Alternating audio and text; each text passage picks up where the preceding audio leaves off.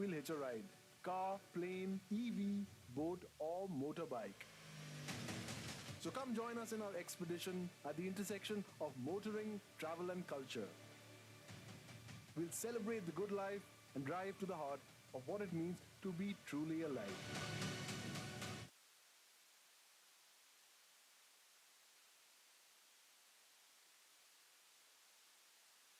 Only on WION Drive.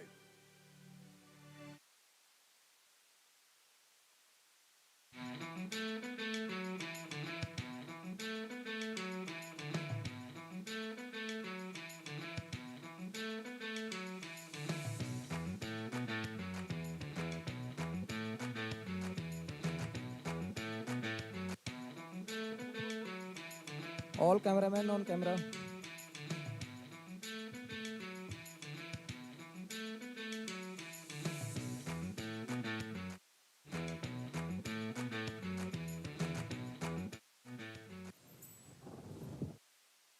In a world where machine moves faster than time and technology that thinks faster than human mind, tech that is changing your everyday life, and mobility that pushes the limits of speed. So fasten your seatbelts because the future is now. This is Tech and Talk, जहां आपको take का future, auto की speed दोनों ही मिलेंगे एक ही जगह पर. The race car that makes your heart skip a beat when it fires into life.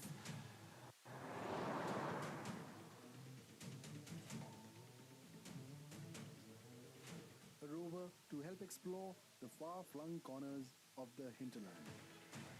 I want a car that will take me wherever I want to go. Let's materialize our pension was really. Let's go.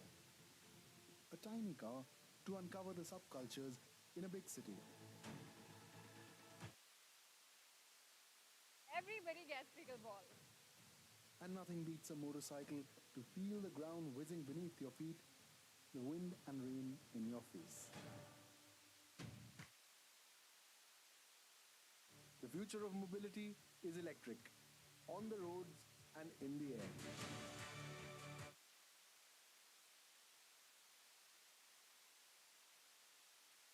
The stuff that matters stays the same. To live with purpose and passion, explore the world and seek adventure, push the frontiers. It's as much about the cars and the bikes as it is about why we drive. We aren't motoring snobs. As long as it moves, we'll hitch a ride.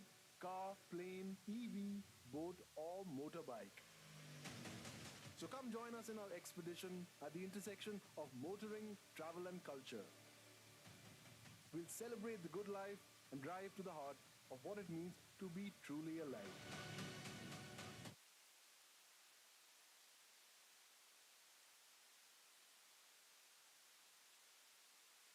Only on WION Drive.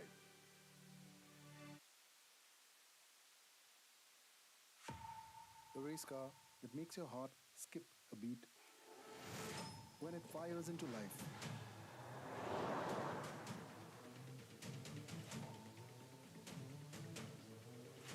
A rover to help explore the far-flung corners of the hinterland. I want a car that will take me wherever I want to go. Let's materialize our pension was really. Let's go. A tiny car to uncover the subcultures in a big city. Everybody gets pickleball. And nothing beats a motorcycle to feel the ground whizzing beneath your feet, the wind and rain in your face. The future of mobility is electric, on the roads and in the air.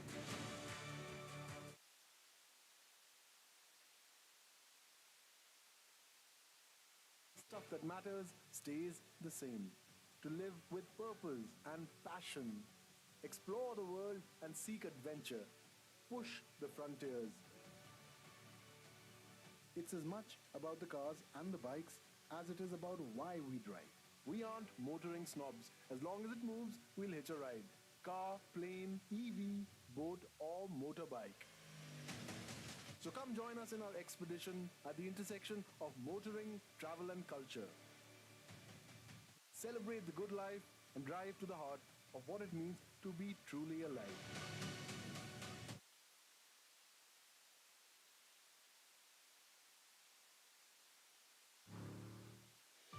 Only on WION Drive.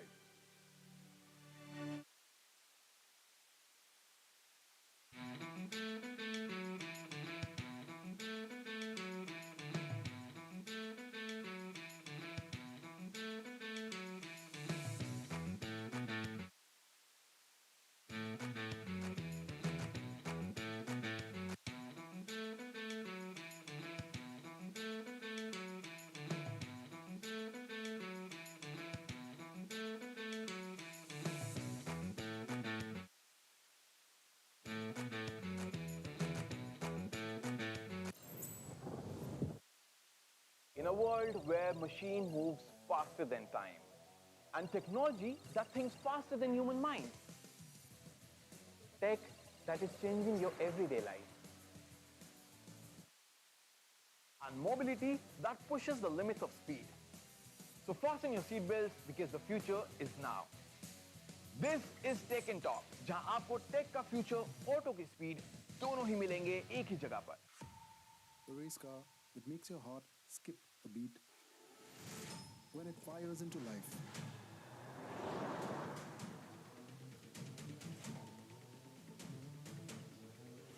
A rover to help explore the far-flung corners of the hinterland. I want a car that will take me wherever I want to go. Let's materialize our pension possibly. Let's go. A tiny car to uncover the subcultures in a big city. Everybody gets pickleball. And nothing beats a motorcycle to feel the ground whizzing beneath your feet, the wind and rain in your face. The future of mobility is electric, on the roads and in the air.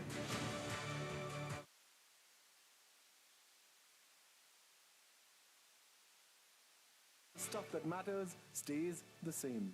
To live with purpose and passion, explore the world and seek adventure, push the frontiers.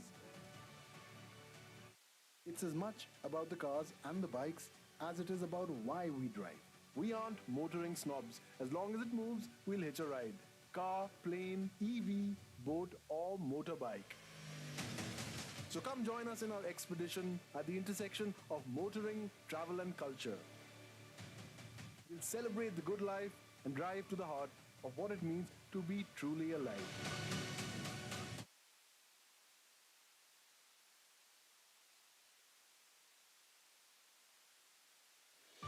Only on WION Drive.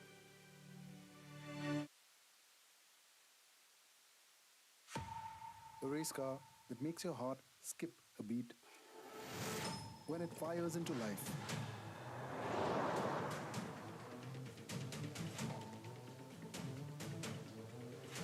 Rover to help explore the far-flung corners of the hinterland. I want a car that will take me wherever I want to go. Let's materialize our pension possibly. Let's go. A tiny car to uncover the subcultures in a big city. Everybody gets pickleball. And nothing beats a motorcycle to feel the ground whizzing beneath your feet, the wind and rain in your face. The future of mobility is electric, on the roads and in the air.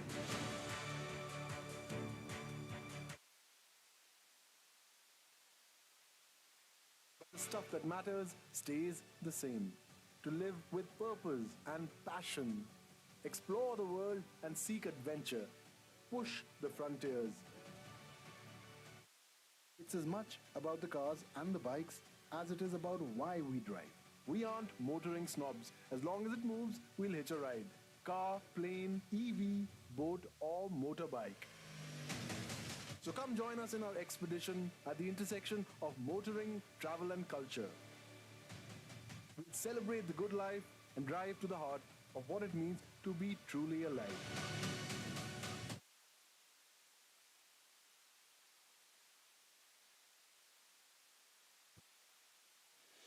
Only on WION Drive.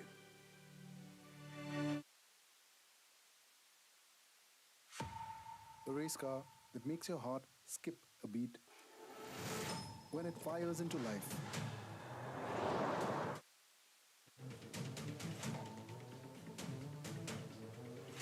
A rover to help explore the far-flung corners of the hinterland.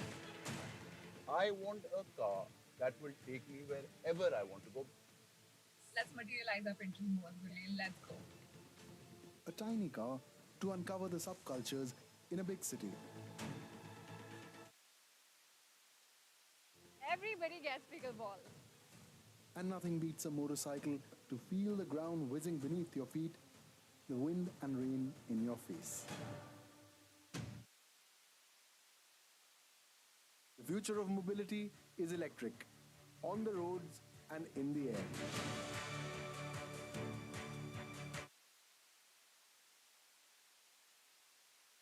The stuff that matters stays the same. To live with purpose and passion, explore the world and seek adventure, push the frontiers. It's as much about the cars and the bikes as it is about why we drive. We aren't motoring snobs. As long as it moves, we'll hitch a ride. Car, plane, EV, boat or motorbike. So come join us in our expedition at the intersection of motoring, travel and culture. Celebrate the good life and drive to the heart of what it means to be truly alive.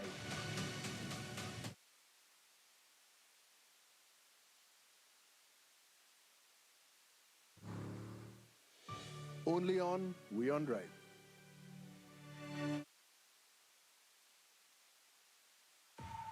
A race car that makes your heart skip a beat when it fires into life.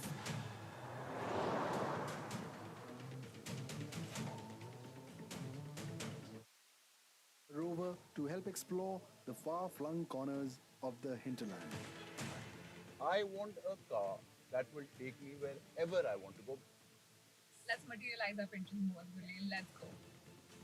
A tiny car to uncover the subcultures in a big city. Everybody gets pickleball. And nothing beats a motorcycle to feel the ground whizzing beneath your feet, the wind and rain in your face. The future of mobility is electric, on the roads and in the air.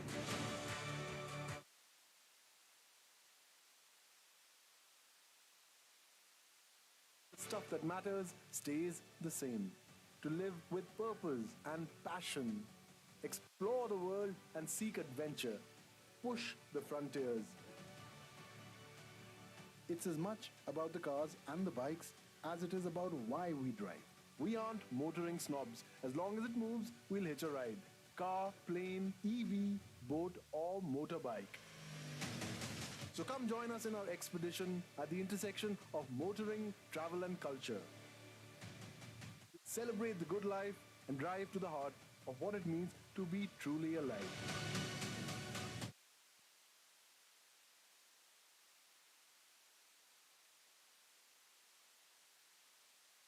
Only on WION Drive.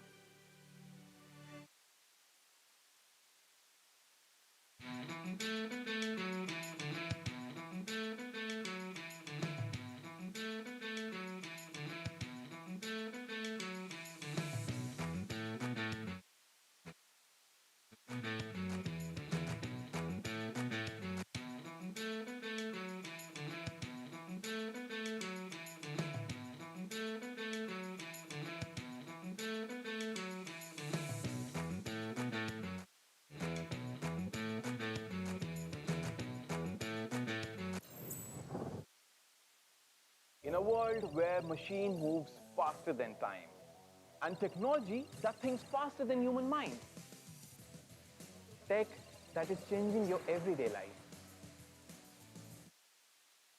and mobility that pushes the limits of speed. So fasten your seatbelts because the future is now.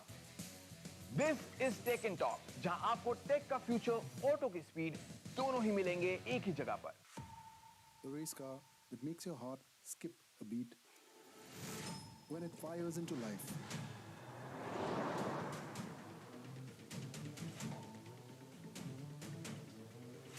A rover to help explore the far-flung corners of the hinterland. I want a car that will take me wherever I want to go. Let's materialize our pension board, Willie. Let's go. A tiny car to uncover the subcultures in a big city. Everybody gets pickleball. And nothing beats a motorcycle to feel the ground whizzing beneath your feet, the wind and rain in your face. The future of mobility is electric, on the roads and in the air.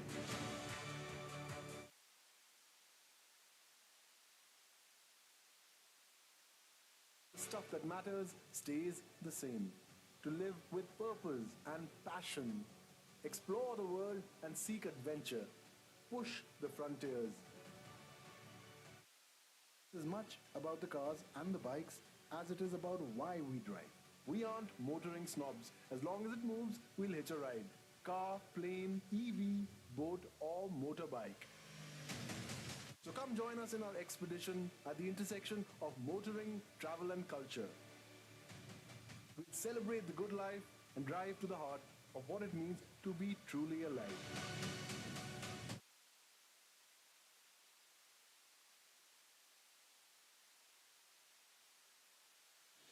Only on WION Drive.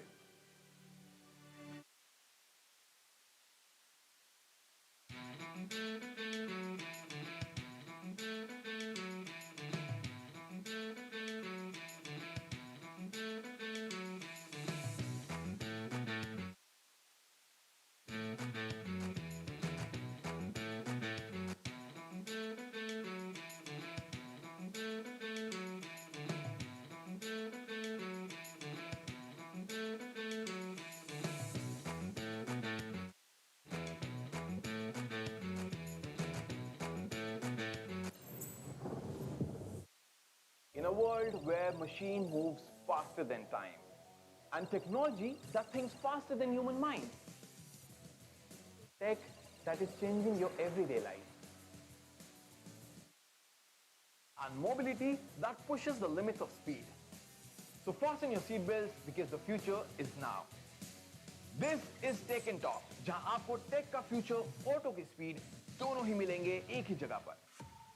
The race car that makes your heart skip a beat when it fires into life.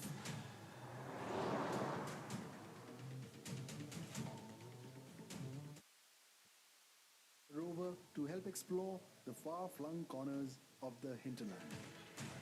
I want a car that will take me wherever I want to go. Let's materialize our pension board, Willie. Let's go. A tiny car to uncover the subcultures in a big city. Everybody gets pickleball. And nothing beats a motorcycle to feel the ground whizzing beneath your feet, the wind and rain in your face. The future of mobility is electric, on the roads and in the air.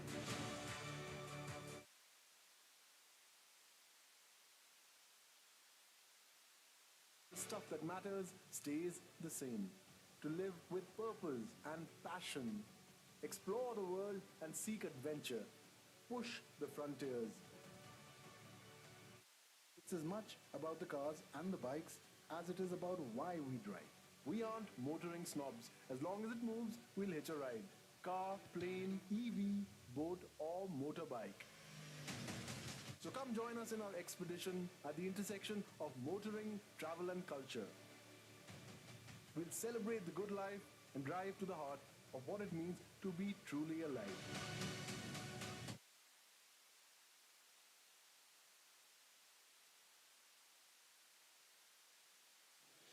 Only on WION Drive.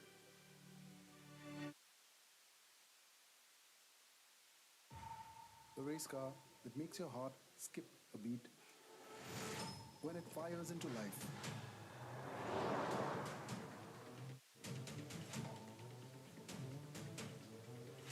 A rover to help explore the far-flung corners of the hinterland. I want a car that will take me wherever I want to go. Let's materialize our pension more, Gulil. Let's go. A tiny car to uncover the subcultures in a big city. Everybody gets pickleball. And nothing beats a motorcycle to feel the ground whizzing beneath your feet, the wind and rain in your face. The future of mobility is electric, on the roads and in the air.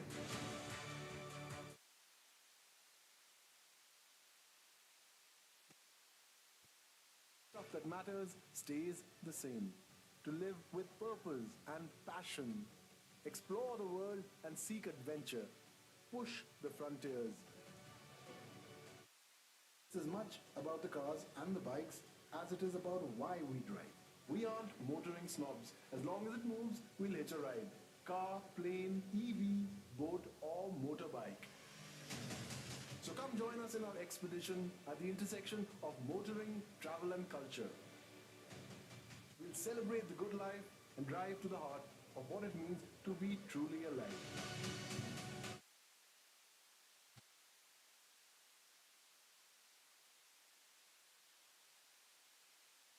Only on WION Drive.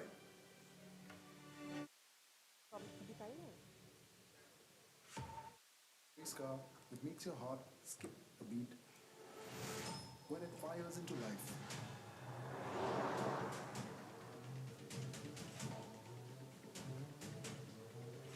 A rover to help explore the far-flung corners of the hinterland.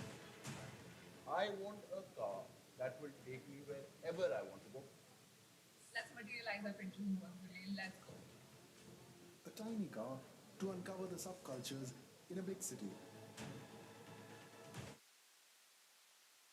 Everybody gets pickleball. And nothing beats a motorcycle to feel the ground whizzing beneath your feet, the and rain in your face. The future of mobility is electric, on the roads and in the air.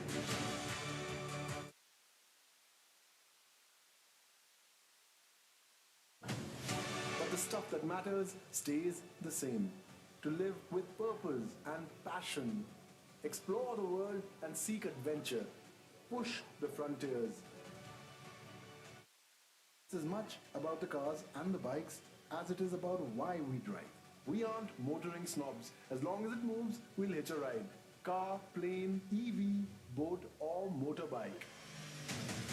So come join us in our expedition at the intersection of motoring, travel and culture. We'll celebrate the good life and drive to the heart of what it means to be truly alive.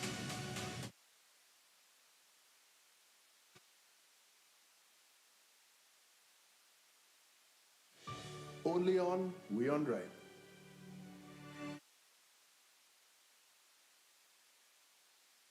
A race car that makes your heart skip a beat when it fires into life.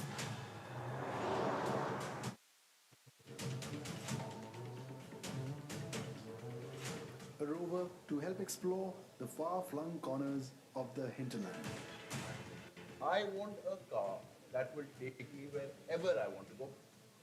Let's materialize our pension more, Gulil. Let's go. A tiny car to uncover the subcultures in a big city. Everybody gets pickleball. And nothing beats a motorcycle to feel the ground whizzing beneath your feet, the wind and rain in your face. The future of mobility is electric, on the roads and in the air.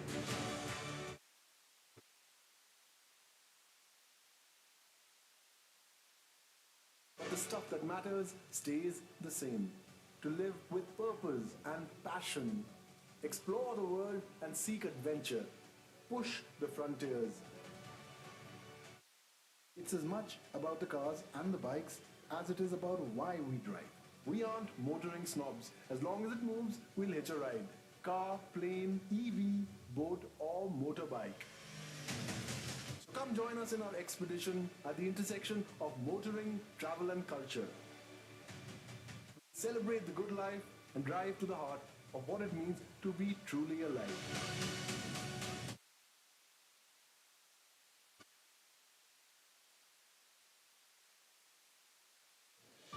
Only on WION Drive.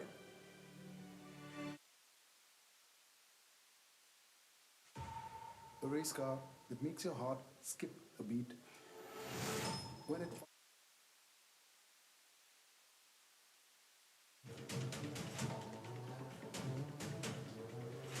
a rover to help explore the far-flung corners of the hinterland. I want a car that will take me wherever I want to go. Let's materialize our dream more, Willie. Let's go. A tiny car to uncover the subcultures in a big city. Everybody gets bigger balls. And nothing beats a motorcycle to feel the ground whizzing beneath your feet, the wind and rain in your face. The future of mobility is electric, on the roads and in the air.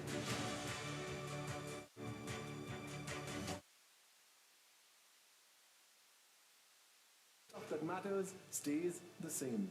To live with purpose and passion, explore the world and seek adventure, push the frontiers.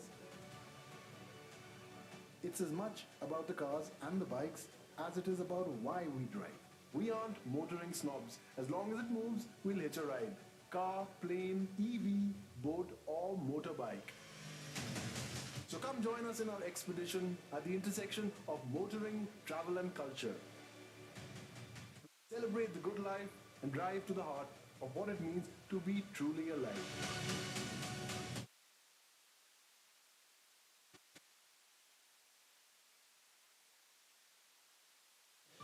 Only on WION Drive.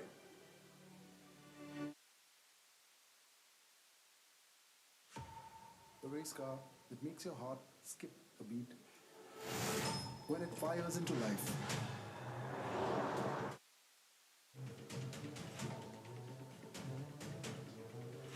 A rover to help explore the far-flung corners of the hinterland.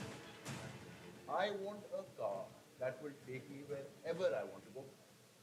Let's materialize our dream more, Willie. Let's go. A tiny car to uncover the subcultures in a big city. Everybody gets bigger balls. And nothing beats a motorcycle to feel the ground whizzing beneath your feet, the wind and rain in your face. The future of mobility is electric, on the roads and in the air.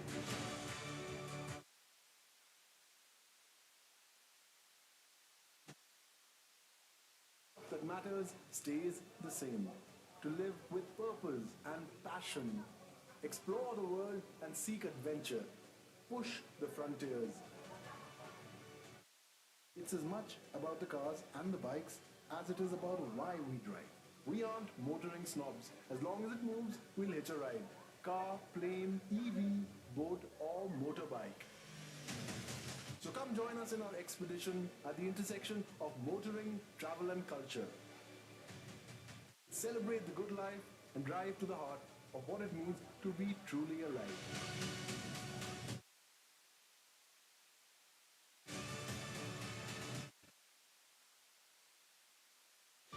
Only on WION Drive.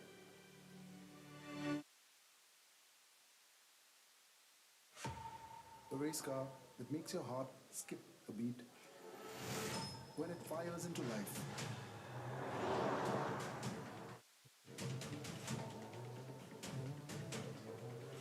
A rover to help explore the far-flung corners of the hinterland. I want a car that will take me wherever I want to go. Let's materialize our dream more, Willie. Let's go. A tiny car to uncover the subcultures in a big city. Everybody gets bigger balls. And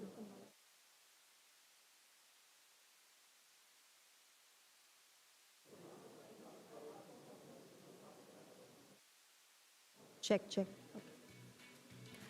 Good evening, ladies and gentlemen. We're starting shortly. Could I please request everybody to gather in the hall?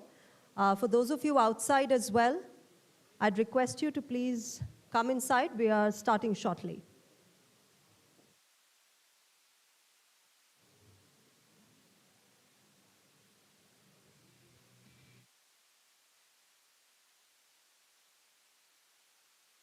Why we drive.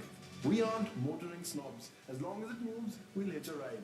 Car, plane, EV, boat, or motorbike.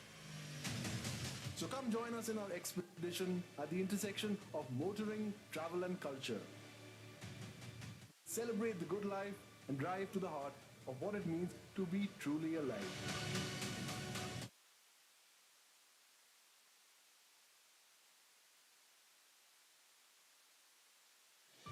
Only on WION Drive.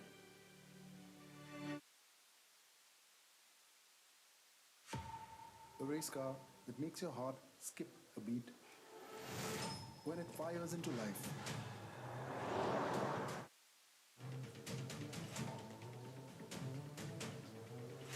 A rover to help explore the far-flung corners of the hinterland. I want a car that will take me wherever I want to go. Let's materialize our pension more, Willie. Let's go. A tiny car to uncover the subcultures in a big city. Everybody gets pickleball. And nothing beats a motorcycle to feel the ground whizzing beneath your feet, the wind and rain in your face. The future of mobility is electric, on the roads and in the air.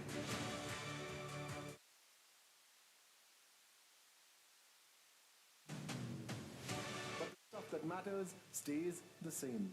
To live with purpose and passion, explore the world and seek adventure, push the frontiers. It's as much about the cars and the bikes as it is about why we drive. We aren't motoring snobs. As long as it moves, we'll hitch a ride. Car, plane, EV, boat, or motorbike. So come join us in our expedition at the intersection of motoring, travel, and culture. Celebrate the good life and drive to the heart of what it means to be truly alive.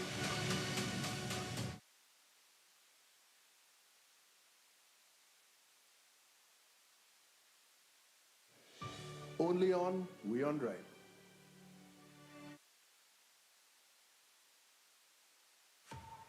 A race car that makes your heart skip a beat when it fires into life.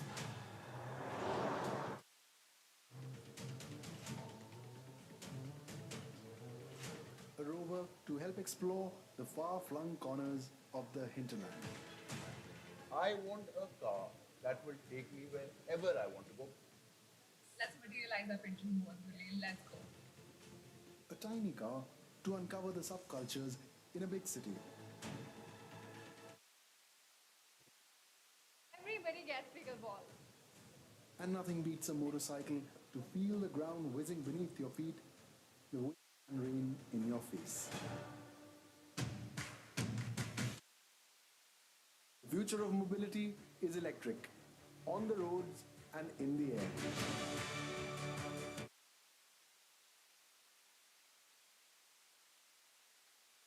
The stuff that matters stays the same. To live with purpose and passion, explore the world and seek adventure, push the frontiers. It's as much about the cars and the bikes as it is about why we drive. We aren't motoring snobs. As long as it moves, we'll hitch a ride.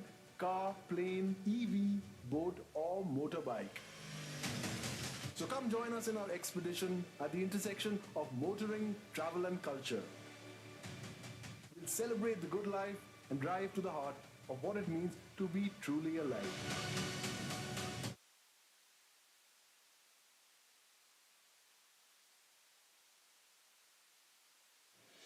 Only on WION Drive.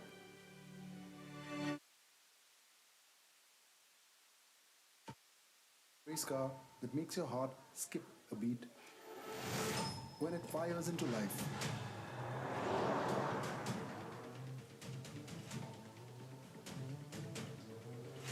a rover to help explore the far-flung corners of the hinterland. I want a car that will take me wherever I want to go. Let's materialize our pension goals, Gulil. Let's go.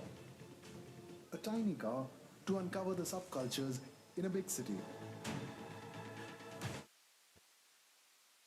Everybody gets pickleball.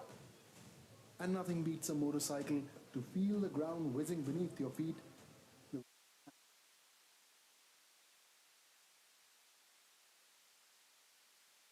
The future of mobility is electric, on the roads and in the air.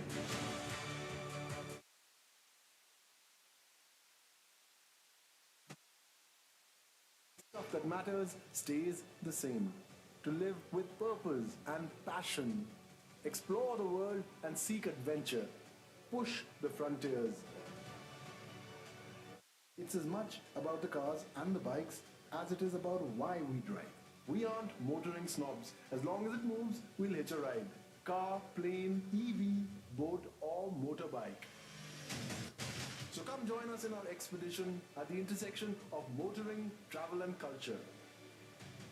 We'll celebrate the good life and drive to the heart of what it means to be truly alive.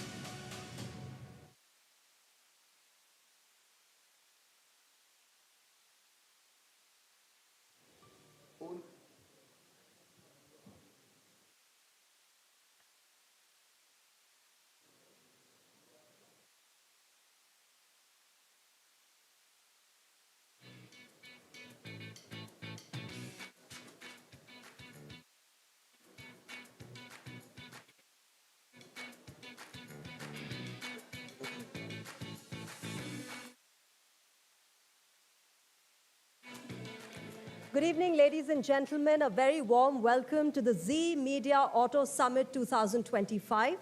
I'm Shreya Upadhyaya, and it is my absolute pleasure to be your host today as we embark on an exciting journey through the world of automotive innovation, cutting-edge technology, and the future of mobility. Industry leaders, innovators, designers, and automobile enthusiasts have all converged this evening to celebrate excellence in the auto industry. This is an evening dedicated to honoring the ideas, craftsmanship, and the relentless passion that drive the automotive world forward. Today, we're not just talking about cars, we're talking about the future of transportation as well.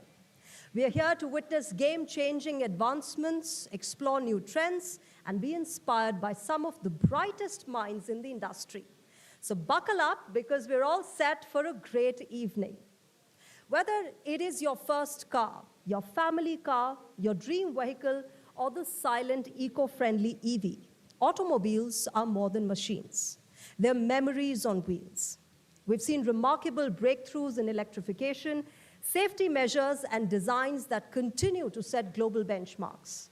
And behind every one of those achievements are teams of people who work tirelessly, innovating, testing, refining, and improving.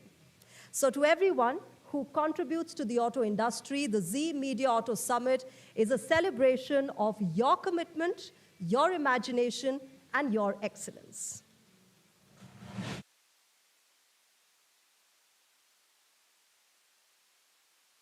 Wheels of the automotive industry are turning faster than ever.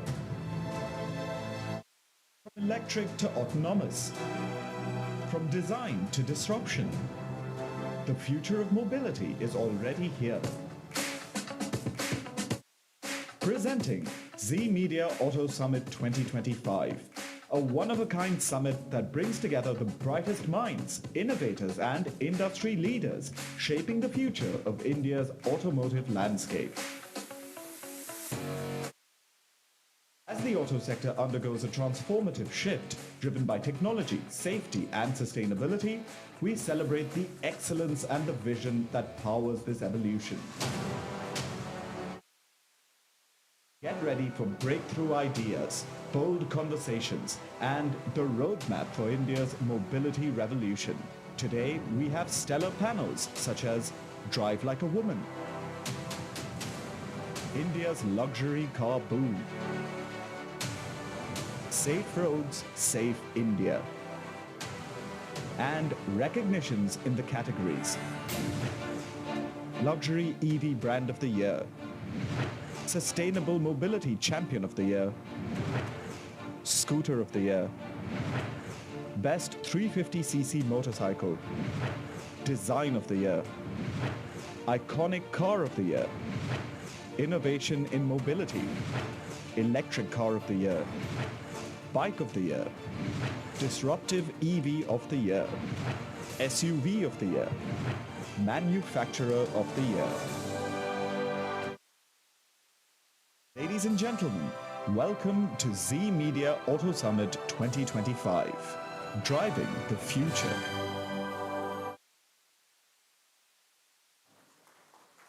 All right, ladies and gentlemen, as we told you, we've got a wonderful lineup today. Let's get started with our first session. There is so much that is said about women who drive.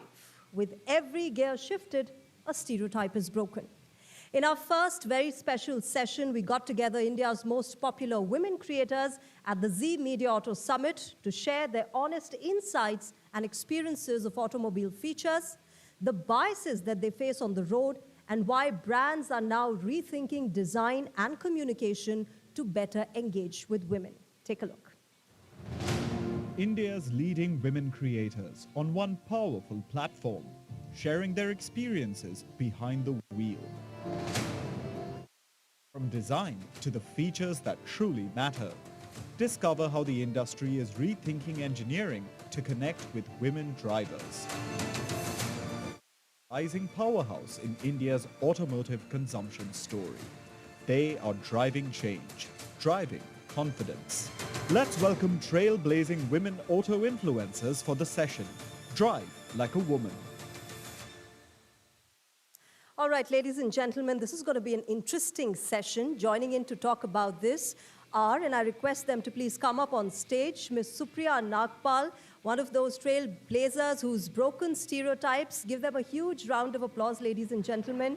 Ms. Brinda Sharma is also one of those who's broken stereotypes. Well, the applause shouldn't stop, ladies and gentlemen. We've got a stellar panel this evening to talk about their experiences.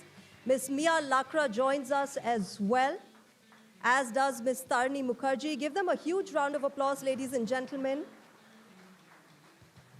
All right, and with that, last but not the least, Ms. Nupur Kalra joins us this evening to talk about her experiences as well.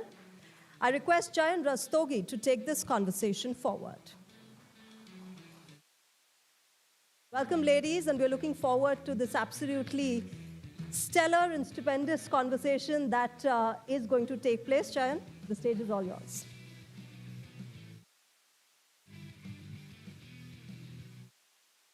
Good evening, everyone.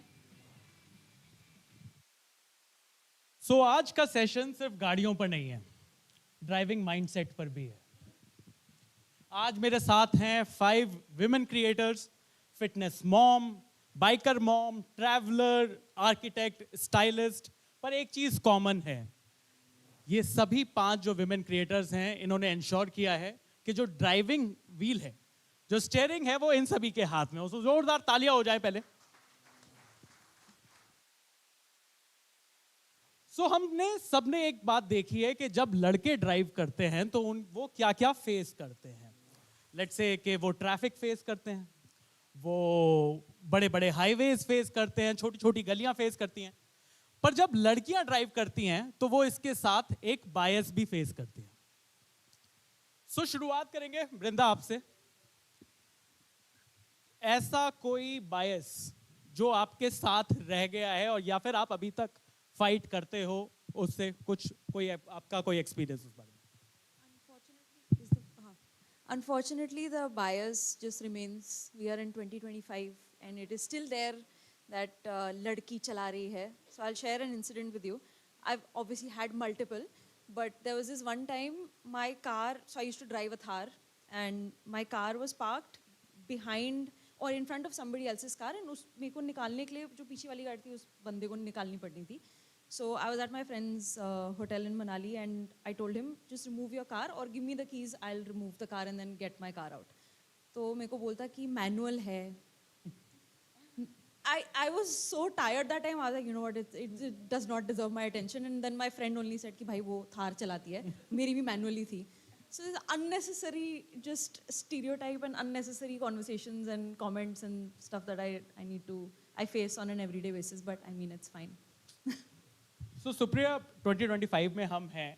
ये जो biases हैं ये थोड़े से improve हुए हैं या अभी भी first gear में ही चल रहे हैं हम? Improved a bit, but we still have a long way to go. अभी भी अगर कोई गाड़ी रोड पे गलत टर्न लेती है तो सबसे पहले लोगों के दिमाग में आता है पक्का कोई लड़की चला रही होगी. So I think we still have a long way to go that people should start respecting women drivers as much they are respecting the men driver. मियाँ आपसे एक सवाल है कि ये तो गाड़ी चलाते हुए बात हो गई. जब कंटेंट बनाते हैं तो भी क्या इस तरीके के स्टीरियोटाइप्स देखने को मिलते हैं, आपको सुनने को मिलते हैं, जहां पर आप ड्राइव भी नहीं कर रहे हो, सिर्फ कंटेंट बना रहे हो?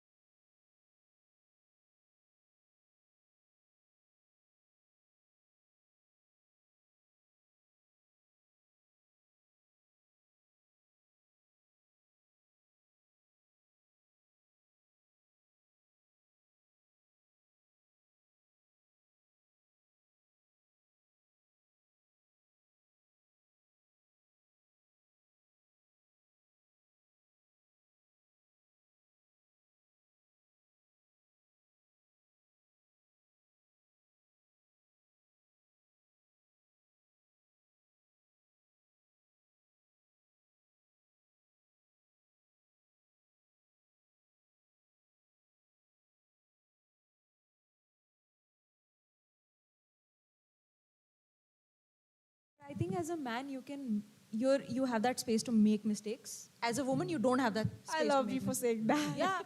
There's so पर much. तारिणी, आपका क्या कमबैक होता है जब आपको इस तरीके का कुछ फेस करना पड़े?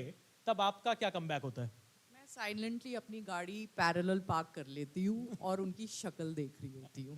Wow. My EV charges faster than men's mindset when it comes to cars.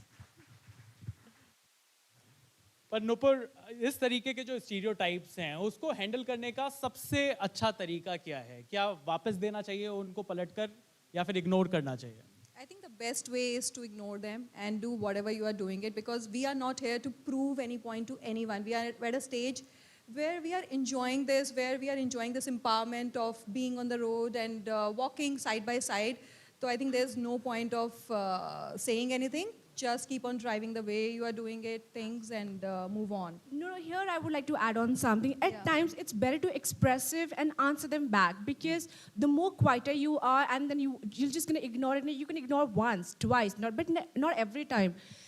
It's just been a couple of months, I would say. I was normally driving on the road.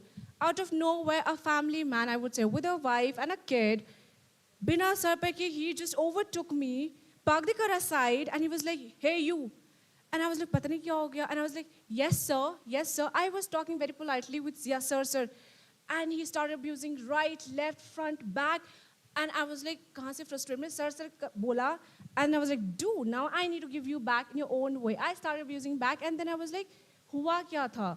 And then I realized he was not able to drive properly. He just thought maybe I am doing right and left. It was his mistake. So at times it is important to answer them back. Sir never gave me any respect unless I gave him back. But Mia, we are staying in Delhi NCR. You know the kind of people we are dealing with day in, day out. I have a daughter at home. I have my husband at home.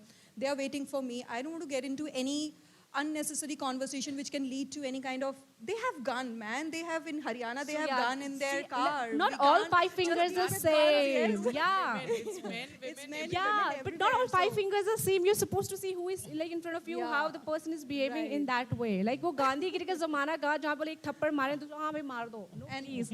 I think I've learned that you can't but You Vrinda can't क्या teach ये सिर्फ यहाँ पर जो Delhi NCR का माहौल ऐसा सा है या फिर हाईवेज पर भी ये चीजें देखने को मिलती हैं? हाईवेज, माय गुडनेस, मैंने गलती से अगर मेरे को so when I used to drive a Thar पे तो ऑलरेडी एक तो दिल्ली का नंबर, थार और लड़की चला रही है. I think everyone who would see me on the road would go crazy for God knows what reason. मेरे को इतनी बारी हुआ है where men have started following me despite me having a male person in the car with me. Follow करते हैं, फिर फालतू में कट करते हैं, फिर आगे जाके रुक जाते हैं, करते रहते हैं. एंड हाईवेज पे तो क्या, even in like smaller towns if you go, like I faced random stupid sexism in the mountains in Manali. कि एक बारी मैं एक बहुत ही पतली सी गली से अपनी थार निकाल रही थी. ऑब्वियसली निकल गई, मुझे पता है मेरा क्या, like obviously I know when my car is going to, या exact, I have the sense. So एक अंकल आगे से आ रहे थे, did not ask him for help, okay, he said आ जाओ. Then he saw me, he said अच्छा बिटिया चला रही है. अब मैं क्या बोलूं अंकल को, मतलब लाइक ठीक है uncle, thank you very much. पर क्या ये सुप्रिया, क्या ये साइलेंस हेल्प कर रहा है विमेन को इस तरीके के बायसेस को अगर तोड़ना है? Honestly, like Nupur said, I'm also on the same in the same belief that I choose to stay silent because I am in no competition, or I don't want to prove any point to anybody, especially at least on the roads. I just want to reach home safe. The other person might want to reach first. That's not my priority. My priority is to reach safe because I have a family, I have a kid waiting at home. So मुझे किसी से कोई competition नहीं है. And honestly, after I'm almost 40, इतने सालों से मैं ड्राइव कर रही हूँ, तो अब मुझे I think I've developed a thick skin. मुझे फर्क नहीं पड़ता honestly कि कोई क्या सोच रहा है. I am just thinking about myself and my family. I want to reach home safe. That's about. This is sounding so sad. I know. That हम तो ऑफ रोडिंग करते हैं अपनी थारिनी में, हम तो सेफ्टी की सोचते नहीं है. सेफ्टी हमारी गाड़ी हमारे लिए सोचती है. बट ये बात है कि यहाँ पर जितने भी लोग मौजूद हैं वो कम से कम इस बात को, आज 2025 में हम बैठे हुए हैं, we are entering 2026 in few days. अगर आज भी ये सब फेस करना पड़ता है तो आई थिंक ये सबकी रिस्पॉन्सिबिलिटी है. It's true. Trust me, it's true. We face it every day on the roads. Absolutely. तो चलिए अब थोड़ा सा आगे बढ़ते हैं. एक टाइम था जब कार्स के बारे में बात होती थी या टेक के बारे में भी बात होती थी, एक रनिंग जोक हुआ करता था. और वो रनिंग जोक था कि जो आदमी लोग हैं वो फीचर्स के बारे में बात करते हैं, और जब विमेन से पूछा जाता है तो वो कहते हैं मुझे तो पिंक वाली चाहिए. ये एक रनिंग जोक था. ये मेरे साथ अभी रिसेंटली हुआ है. अच्छा, मुझे लगा 2025 में इसको गार्बेज बिन में डाल देना चाहिए. Sorry to cut you in between, but I have to tell you this. So, listen to this. I had gone to एक बहुत reputed automobile brand. I've gone to pick up a car for myself with my own money, जिसकी EMI भी मैंने pay करनी है. सब I have to do it. I have to do everything. Take the name. Let's not go there. And then the salesperson there is showing me the car and everything. Then I asked कि इसके आप features मुझे explain कर सकते हैं. Then suddenly he started explaining features to my husband. And I'm like, excuse me, what do you think that I am not interested in features and I am the one who's here to buy a car. I want to know the features. I asked the questions. Why are you explaining it to him? That's when I actually spoke and took his class. It's like, what do you think? That I'm here to choose the color? That's it. I want to know the features and that's why I asked the question. So it happens till date in 2025 as well. पर अगर मैं आपसे पूछना चाहूँ कि आपको किस तरीके की कार आज के टाइम में ज़्यादा पसंद है, कुछ स्टनिंग लुक्स या लोडेड फीचर्स? आई नो कि आपके पास दोनों ही कार्स हैं. So honestly, stunning looks impress you once, but you need to impress me every day. So loaded features. Loaded features. Yeah. Mia, आपसे पूछना चाहता हूँ because you are into fashion creator और fashion अगर आप देखते हो, सो आपके लिए लुक्स ज़्यादा मैटर करती हैं कार्स में या प्रैक्टिकलिटी ज़्यादा मैटर करती है कार्स में? Practicality, of course, because for me, क्या looks I can change if I want to have the money and whatever I want in terms of season, color, whatever. But features and practicality की भाई मुझे easy होना चाहिए, how to navigate myself in the car, या फिर उसकी facility, या फिर whatever it is. अब fashion या फिर color को लेके मैं थोड़ा बोलूँगी भाई right ले ले, left ले, temperature किसी plus minus या high tech savage car. While driving, my focus should be just while driving and not कि कहाँ से मुझे phone pick करना है, कहाँ से volume ऊपर नीचे करनी है, how to, shift my gears or something like that. But tough नहीं होना चाहिए. It should be like comfort, everything. I need everything in my car. ये आप सवाल हमसे क्यों पूछ रहे हो? मैं आपसे ये जानना चाहता हूँ कि what women want in the automobile sector. इसीलिए मुझे आपसे We want पूछना है। everything. पर मैं फिर भी ये जानना इसलिए चाहता हूँ What कि makes you think that we would want anything different? so because What did you imagine? Chayan, We will your want to drive question. in the heel in our car? Yeah, Raj, you're back actually. We are not trying to match our cars with our nail paints, please. so I just want to know कि यहाँ पर बहुत सारे लोग यहाँ पर बैठे हुए हैं, they can take note कि आप लोगों को ऐसे कौन-कौन से और फीचर्स हैं जो आपको ज़्यादा इम्प्रेस करते हैं so that वो उस चीज़ के ऊपर ज़्यादा फोकस कर सकें. So बृंदा, आपसे सवाल ये है कि टेक जो है वो बहुत कार्स में बढ़ गया है. Do you think how much tech is, I mean, is more tech for you? मतलब क्या टेक इतना ज़्यादा आपके लिए? Too much tech. How much tech is too much tech for you? I think no amount of tech can be ever too much. I think if as long as it's making everyone's lives easier, I think that's good. मेरे लिए तो गाड़ी में 4x4 होना चाहिए, बाकी I think. As long as it's not confusing us, helping us, it's good. Too much, I think sometimes Yeah, it too shouldn't much be a is distraction. distracting. Tech should be something which is an ease Yeah. and a feasible thing and not a distraction. Where we don't gadgets have he to take the ढूंढते रह master जाओ. classes to learn what all tech is there, actually. It should be easy to handle and manage. But Nupur, is there anything which is non-negotiable for you right now जब आप अब cars खरीदने के लिए जाते हो? सबसे ज़्यादा focus किस चीज़ पर है? I think all the interiors, including safety. So I would like to have a car or drive a car or maybe ride a bike which has safety features. So, for example, the airbags. So if we met it with an accident, what happens going to be the next thing? So I think safety is the utmost important feature for me. And Supriya, for you, क्या किस तरीके से जो buying, अगर मैं buying की बात करूं एज अ मॉम, क्या वो चीज़ें भी बदली हैं? क्या सेफ्टी, अब लोग क्या सेफ्टी की तरफ ज़्यादा देखने लगे हैं जब कार्स खरीदने जाते हैं? I think, yeah, of course, safety comes first. It's not, it's either men or women. I think safety is for everyone and everybody looks for safety. That's like the first priority when you go to buy a car. Okay. I mean, 6 airbags should not be optional. Yes. Absolutely, absolutely. So, final question आप सभी लोगों से कि आज के auto brands को women creators से अगर एक एडवाइस लेनी हो तो वो एडवाइस क्या होगी? वो फ्री की एडवाइस क्या होगी? Outfit approval मत लो बस. हाँ? Outfit approval मत लो बस. It's the most, I think, awkward conversation to have with any brand, especially when you're shooting a car. तो मतलब outfit क्यों मांग रहे हो? बट यस, मतलब आई गेट इट कि जो ब्रांड्स भी जो आपको अप्रोच करते होंगे उनके भी कुछ अलग डिमांड्स होंगी, बट स्टिल अगर ऑटो सेक्टर में कुछ और चीज़ अगर आपको लगे, आपने इतनी सारी कार्स ड्राइव करी हैं, कि आपको लगता है कि जैसे उन्होंने कहा कि अब 6 एयर बैग्स जो होने चाहिए वो बेसिक होने चाहिए, क्या कुछ और भी चीज़ें हैं जो आपको लगता है कि वो सभी कार्स में होनी चाहिए? या एक एक करके. For me, it's a navigation route has to be easy because I'm somebody totally though born and brought up here, but I'm very bad with routes and all. So I would like कि ये तो ऐसा होना चाहिए कि बहुत easy breezy navigation जहाँ पे चाहे सड़क खराब हो, blocked हो, we should know in well advance because at night when we girls, females drive, at least वो तो मेरा major concern होता है. Plus 360 degree जो अपना parking sensors होते हैं, तो वो that is really quite important. Camera and as everyone agreed, safety. There shouldn't be any compromise with that. आपके लिए कुछ? I think I had the same thing to say. So yeah, GPS that actually works, and good cameras, good lighting, because when you are driving in night, so good lighting is also important.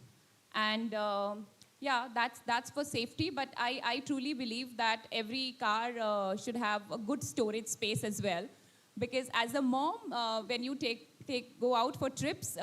Moms literally pack the entire house in their cars. So good storage space is also very important. What about EVs? EVs में जिस तरीके से जितनी नई चीज़ें आई हैं, क्या आपको लगता है वहाँ पर भी किसी चीज़ की ज़रूरत है, कुछ और उसमें एडवांसमेंट्स की? Look, I think the infrastructure behind EV is the main concern. Parking is one and EV ground clearance is the second one. But the most important is that EV fast charging in India today, being an architect, we are not allowed to have that in the basement. So our infrastructure needs to overrun the EV cars that are coming on the road. Nupur, आपके लिए I कुछ? think I have very, very similar thoughts because somebody asked me whether you would like to drive a petrol car or you want to drive a EV car. I'm like, obviously, since EV is the future of India, we have to go on EVs, and due to so much of pollution outside, we know that EV is the future. But we need to have that infrastructure to drive an EV. If I'm taking an EV to maybe Manali or any hill station, and we don't have adequate EV station, charging station, there's no point. We just have a range of 400, 450 kilometers on an EV car is not sufficient to drive on long drives. So first, the infrastructure has to be there, installed properly. Then we can, it's an amazing upgradation. But I think we're slowly getting there. We're slowly getting there. Slowly यार getting एक there. और item है GPS navigation का accent बदल दो ओह मैं तो तंग आ गई हूँ अलग ही लेवल है बॉस बिल्कुल. So I hope all auto sector people are taking notes, क्योंकि इससे मतलब इतना फ्री का ज्ञान जो है यहाँ पर, वो जो बहुत सारे इतने सारे सर्वेस कराए जाते हैं और उसके बाद भी बहुत सारी चीजें नहीं निकलती, वो यहाँ से पिक किया जा सकता है. One more thing I would like to add. I recently was shooting for this EV car. I won't mention. Charging took almost for 1 or 2 hours. मेरी lighting चली गई and I had to reschedule the shoot. तो थोड़े fast charger वाले भी कुछ ऐसे बनाओ EVs के लिए. I had to reschedule my shoot because of the charge. खत्म हो गया था charging. गाड़ी चलाई नहीं. So a lot of feedback. Thank you so much, ladies, for this lovely chat. Thank you so much. Thank you. Thank you, Chayan. And first of all, I also would like to thanks to Zee Media for giving us this opportunity platform, because it's really rare कि Auto Summit करें, awards करें, and then they create a special women panel for us. So thank you, Chayan. Thank you so much, Zee Media and the entire team. And to my fellow mates, thank you. Thank you so much. Thank you. A huge round of applause, ladies and gentlemen. Thank you, ladies, for such a nice conversation. And my favorite line of the session has been, my EV charges faster than the mindset of the men. And, you know, I'm part of the organizing team, but I assure you I loved it when you gave it back to Chayan on his questions. So big hugs to all of you. Thank you very much. I now request Mr. Manish Seth, Chief Revenue Officer, Zee Media Corporation Limited, and Mr. Dinesh Garg, Chief Financial Officer, Zee Media Corporation Limited, to please felicitate our women drivers. A big round of applause, ladies and gentlemen. They've been candid, they've been honest, and they have been very, very, making some very significant suggestions as well as expressing their concerns as well. It's been a fascinating conversation. Ladies and gentlemen, the applause should not stop. Come on. Ladies, you've been great with all your inputs, your suggestions, and of course, that one bit where you said, Supriya, the car features were explained to my husband when I was the one asking. One of the many experiences that we all face, also when we're eating at a restaurant and the bill is first given to the man if you're with a man. So, I mean, of course, who would mind them paying? But I would still want the bill to be, paid by me. But I request all of you to come in the center, please, so we can have a quick photograph as well.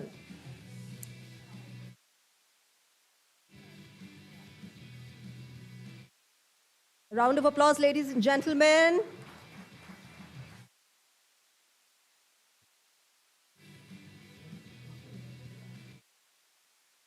All right, a quick photograph.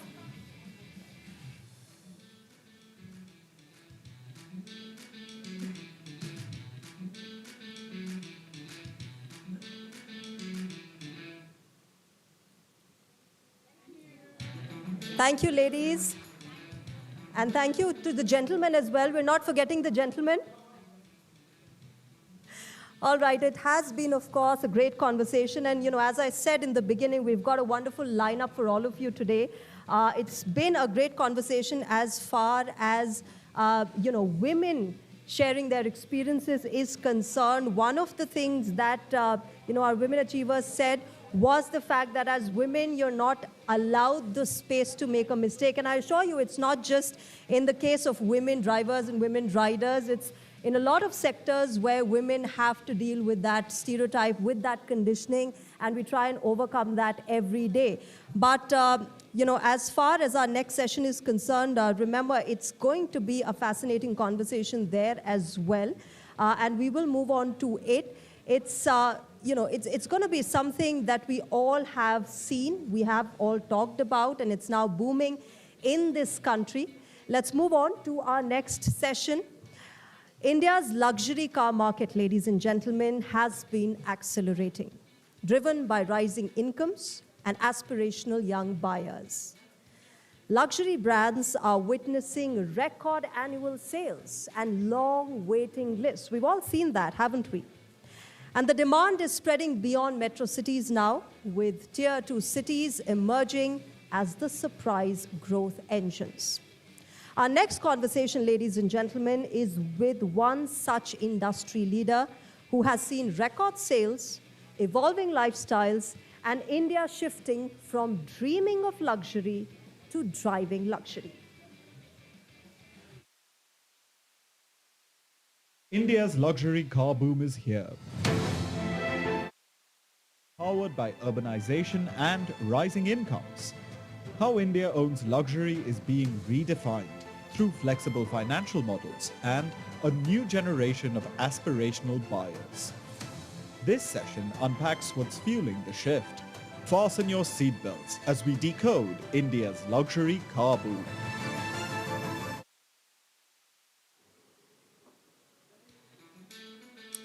All right, ladies and gentlemen, now it is my pleasure to invite Mr. Hardeep Singh Brar, President and CEO, BMW Group India, onto the stage. Remember, Mr. Brar has over 30 years of experience in India's automotive industry, having held senior leadership roles spanning corporate strategy, network development, sales, marketing, as well as customer experience.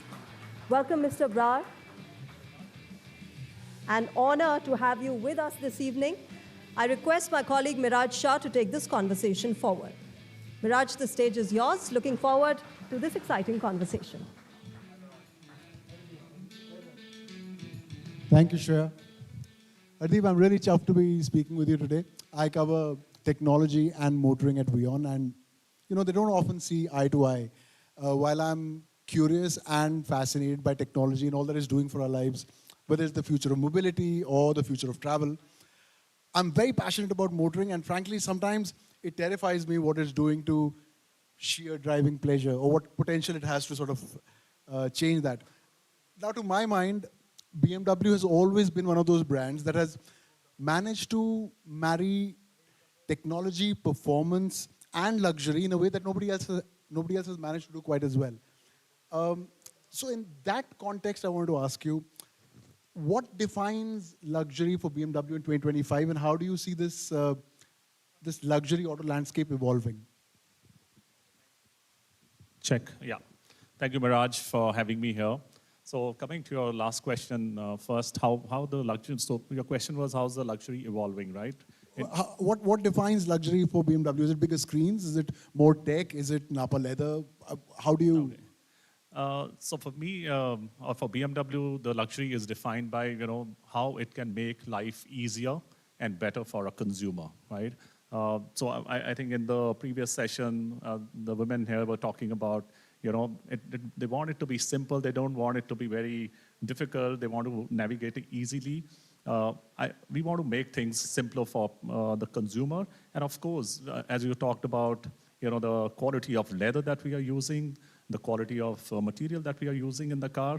But very importantly, from a luxury perspective, as our DNA is sheer driving pleasure, we want to make, because ultimately you're driving the car for yourself. We want the car to give you a driving pleasure when you're driving the car.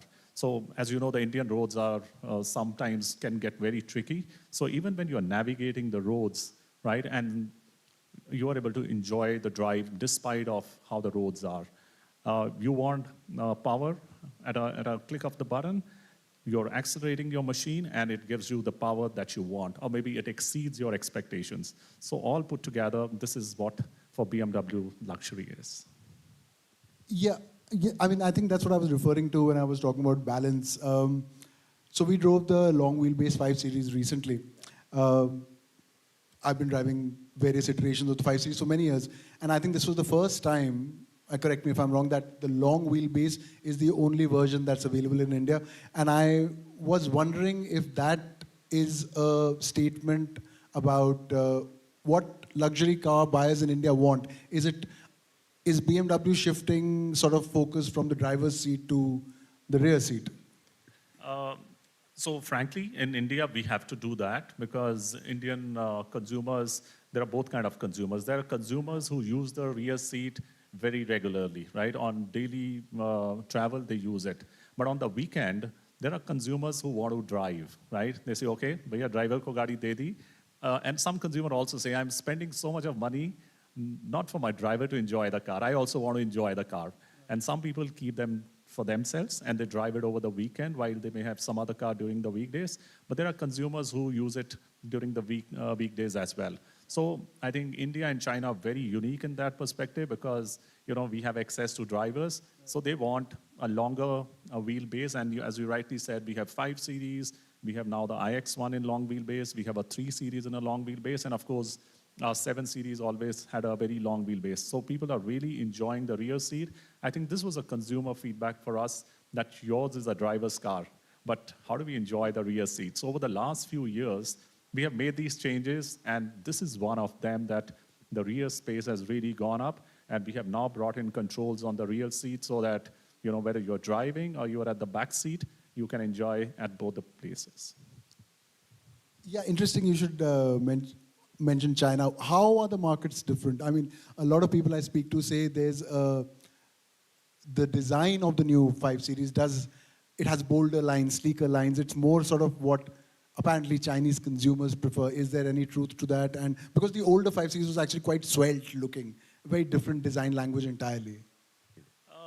I would say it's very similar in a way how people are using it. But in terms of acceptance, I think China is more than 5% of the market is, or maybe 10%, I would say, are the consumers who are buying luxury. But India is only 1%. But we also know for the fact that the Chinese economy is much bigger than India, but India is catching up really, really fast.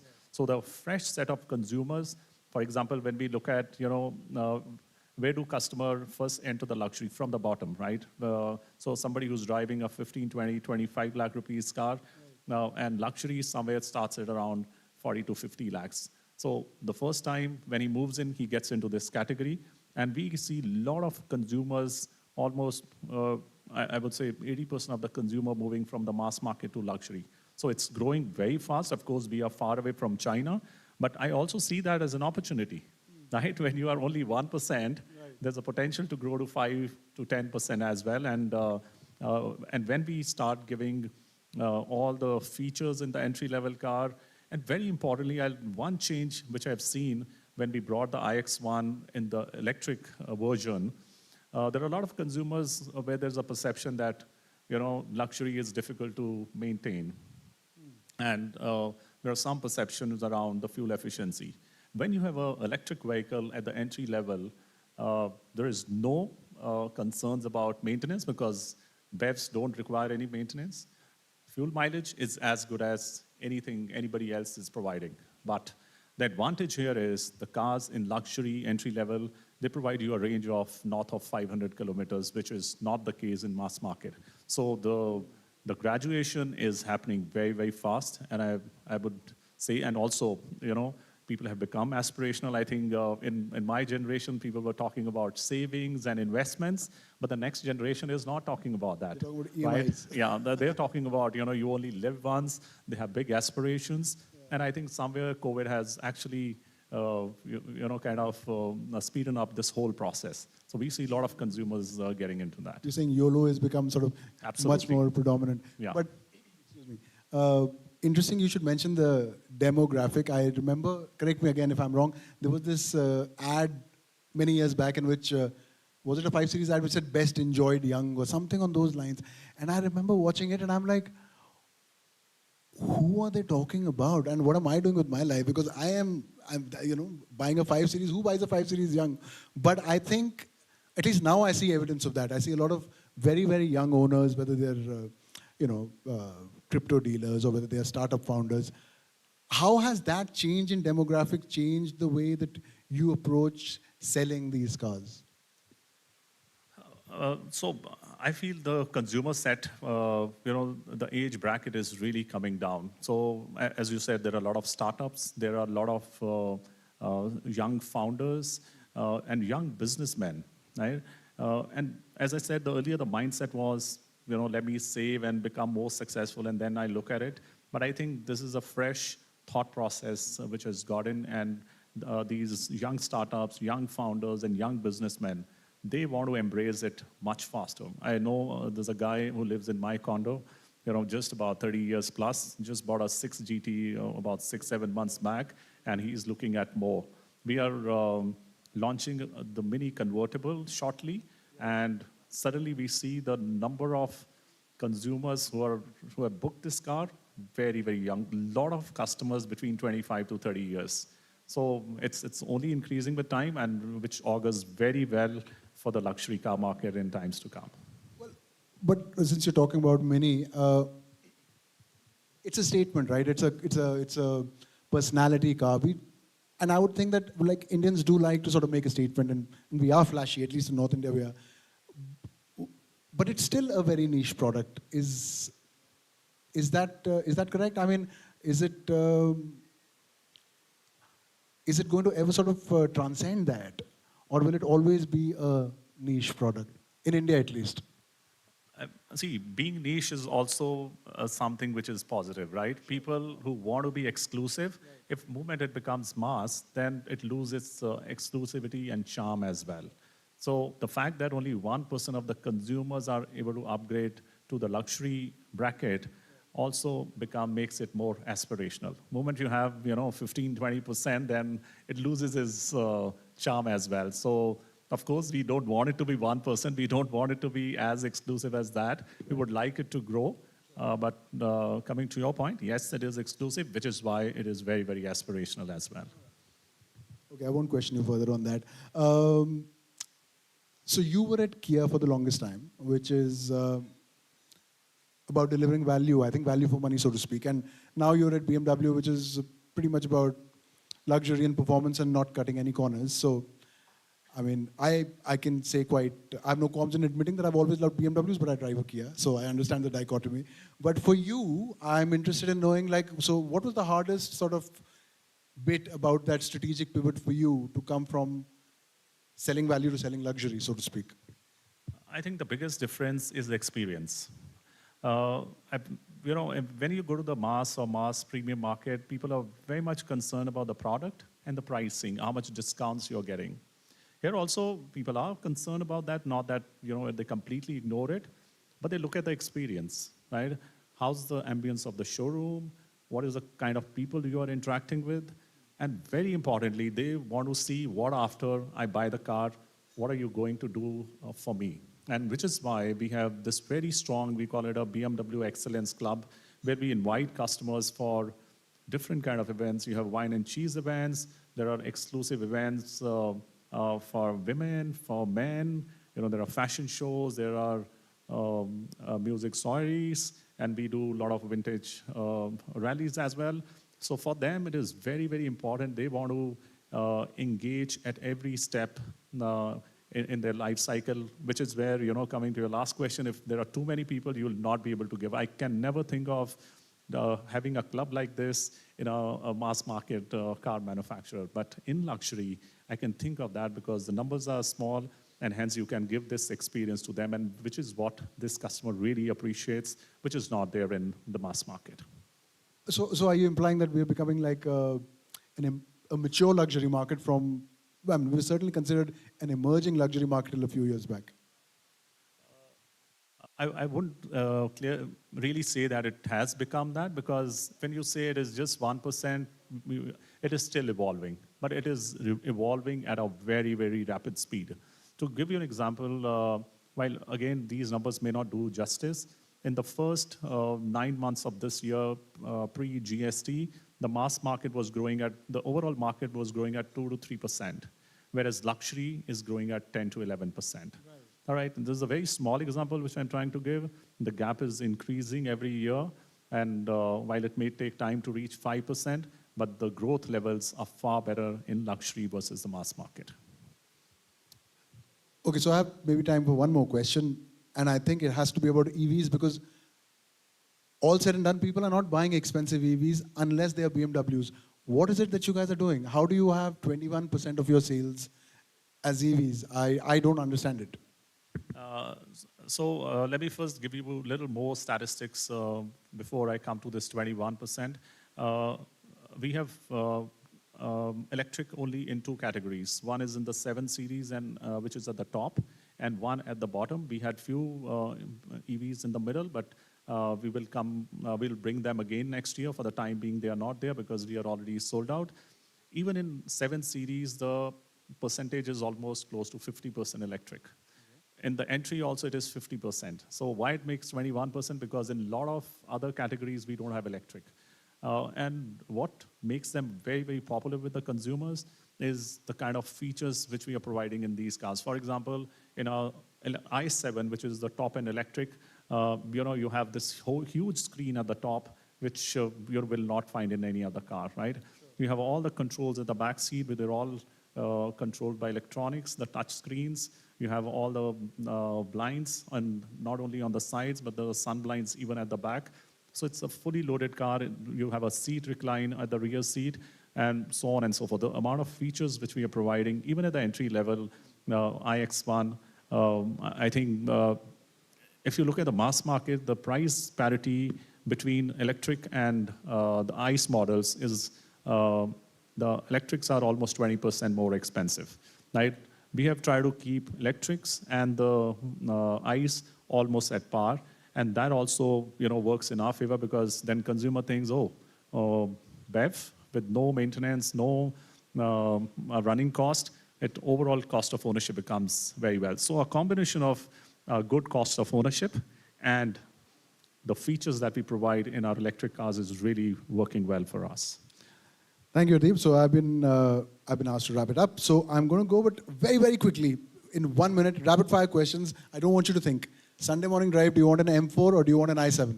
Any day M4. Okay. What is overrated, massage seats or gesture control?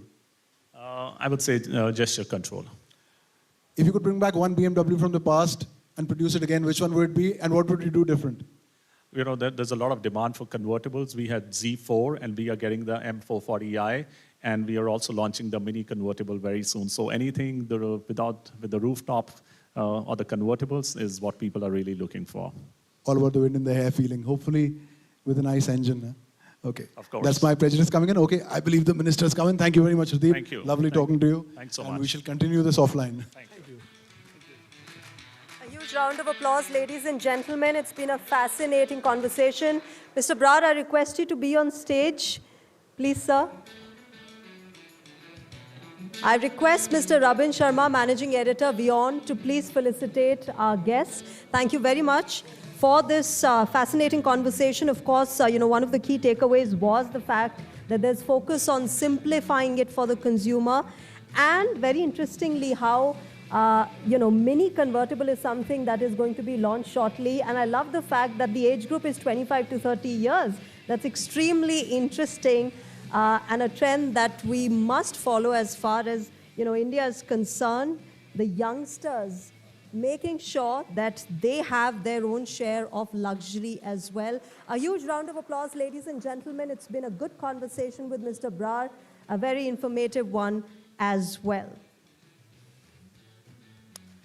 All right, moving on, ladies and gentlemen. We are going to be having a very special leader among us today in a short while from now. Of course, he's someone who has transformed the way India moves, and we will have him shortly among us to make sure that he presents the government's point of view as well, as far as not just electric vehicles is concerned, but other significant concerns, significant insights that we want from him as somebody who leads the nation in making sure that we've got smoother travel, smoother transition, smoother infrastructure, and that reduction in travel time that we all feel if you still haven't guessed, it is, of course, Mr. Nitin Gadkari, who will be with us in a short while from now. And as we expect him, let me tell you that Mr. Gadkari will be speaking with my colleague Shobna as well in a short while from now.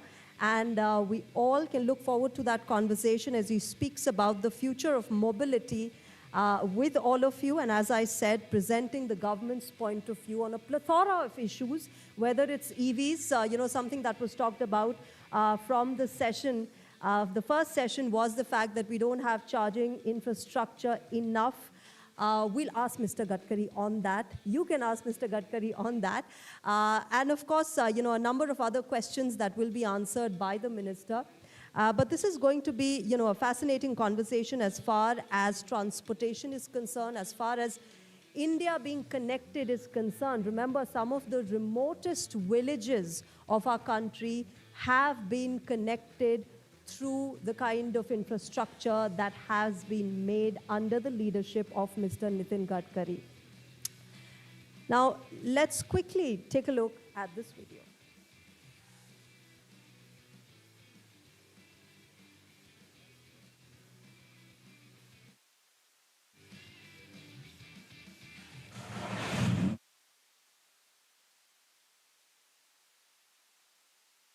Wheels of the automotive industry are turning faster than ever. Electric to autonomous. From design to disruption. The future of mobility is already here. Presenting Zee Media Auto Summit 2025. A one-of-a-kind summit that brings together the brightest minds, innovators and industry leaders shaping the future of India's automotive landscape. As the auto sector undergoes a transformative shift driven by technology, safety and sustainability, we celebrate the excellence and the vision that powers this evolution. Get ready for breakthrough ideas, bold conversations, and the roadmap for India's mobility revolution. Today, we have stellar panels such as Drive Like a Woman, India's luxury car boom,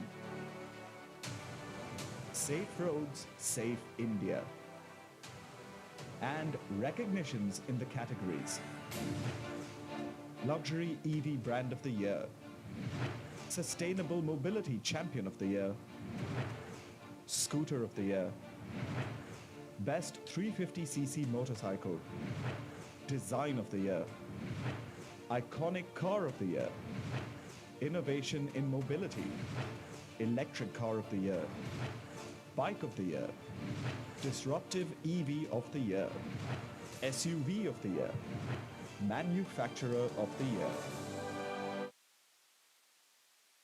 Ladies and gentlemen, welcome to Zee Media Auto Summit 2025, driving the future. Of course, ladies and gentlemen, this is what we have been taking you through, and a lot has been lined up. And as I said, in a short while from now, Union Minister Nitin Gadkari will be here among us, sharing up with us insights and the government's POV as far as a plethora of issues are concerned. We also talk about road safety. We've got a number of felicitations to be given, whether it's the EV of the year, manufacturer of the year, scooter of the year, or the motorcycle, the bike, 350cc motorcycle of the year. A lot that is lined up this evening, and as we gear up to welcome Mr. Nitin Gadkari, let me tell you, he's been a transformational leader as far as the country's infrastructure is concerned. He's credited with the revolutionary Mumbai-Pune Expressway, something that also earned him the phrase, the Expressway Man of India, and somebody who's been reducing our travel time. Extremely grateful for that, the kind of transformation that we've seen as far as our highways are concerned. He has connected, as I said, some of the remotest villages of this country.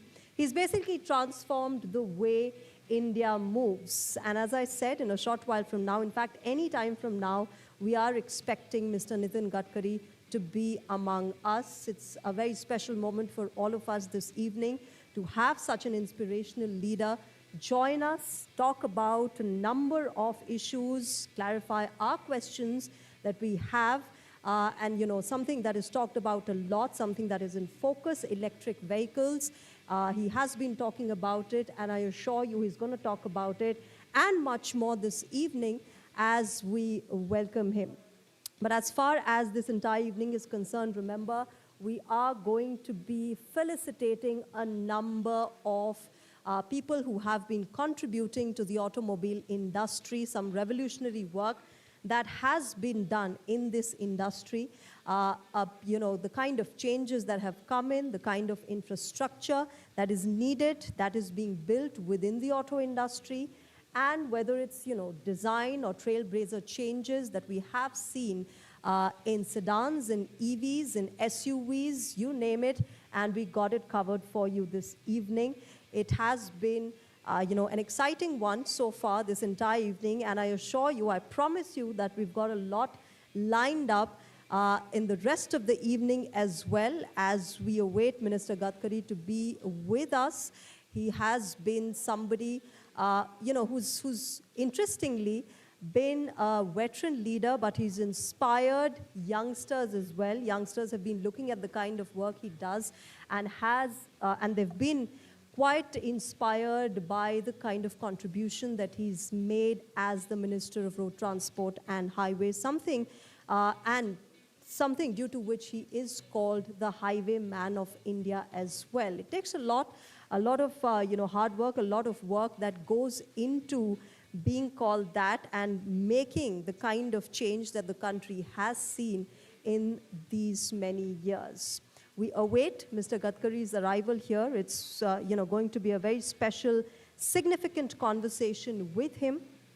And so far as our earlier sessions have been concerned, whether it was Mr. Brar talking about the luxury boom in this country, Gen Z, the youngsters, making sure that they book their own luxury cars, they have their own share of luxury being experienced, or whether it is the auto industry now basically focusing on simplifying it for the consumer. They've been doing it, but of course, now there are concerns about environmental challenges, and that is something that the auto industry has been focusing on largely, and that is something that we will be talking about here as well. Now, sustainable mobility is also something that is extremely important in the kind of world that we are living in and the kind of challenges that we are grappling with, whether it's environmental pollution or other infrastructure issues that we see not just in India but across the world. Those have to be collectively resolved so that we can achieve smoother mobility, more eco-friendly mobility, and that is what the aim is, and that is something that we're celebrating here today, talking about it, having some insightful conversations about it, and of course, making sure that we get you answers to the number of questions that you might have.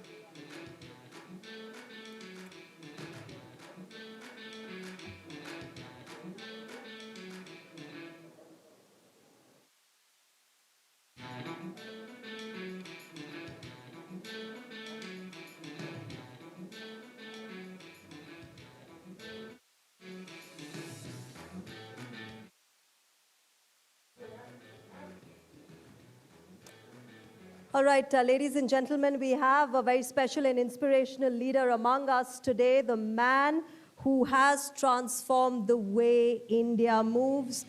Please give a huge round of applause for Union Minister of Road Transport and Highways, Mr. Nitin Gadkari. Welcome, sir, to the Zee Media Auto Summit.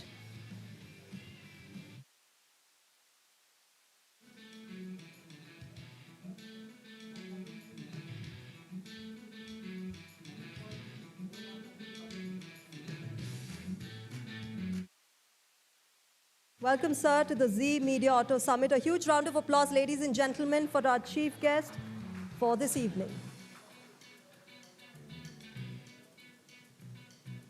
Making everyday transportation seamless and connecting India like never before, here's the story of a man, visionary, and a leader in its truest sense.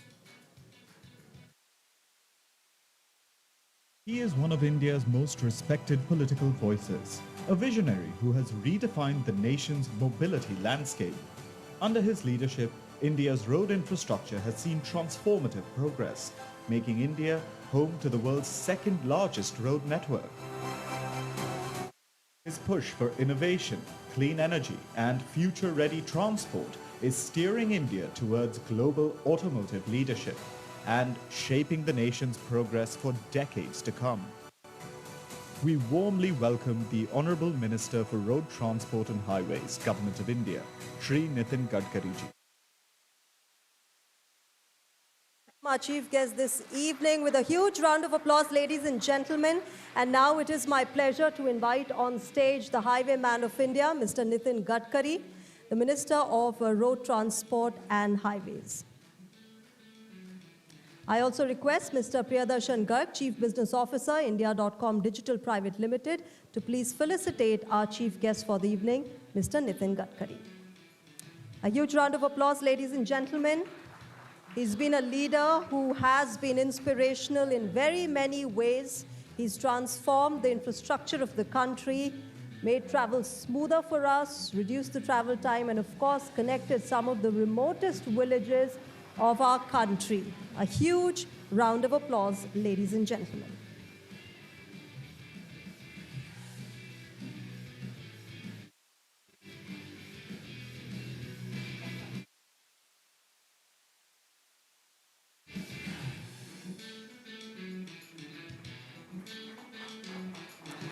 All right, with that, ladies and gentlemen, let's quickly move on to our felicitation ceremony. I invite Mr. Raktim Das, Chief Executive Officer, Zee Media Corporation Limited, to please join us on stage for the felicitation ceremony.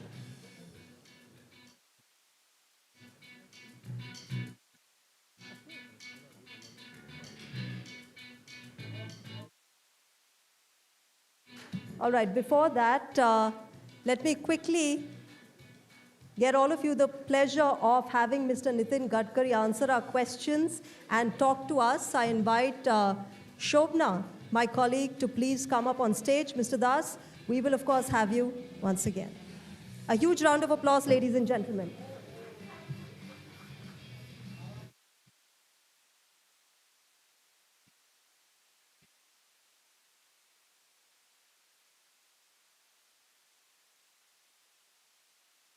Gentlemen, as I told you, it's going to be an insightful conversation with Mr. Nitin Gadkari. A lot of concerns that were expressed, a lot of questions that you all have in mind.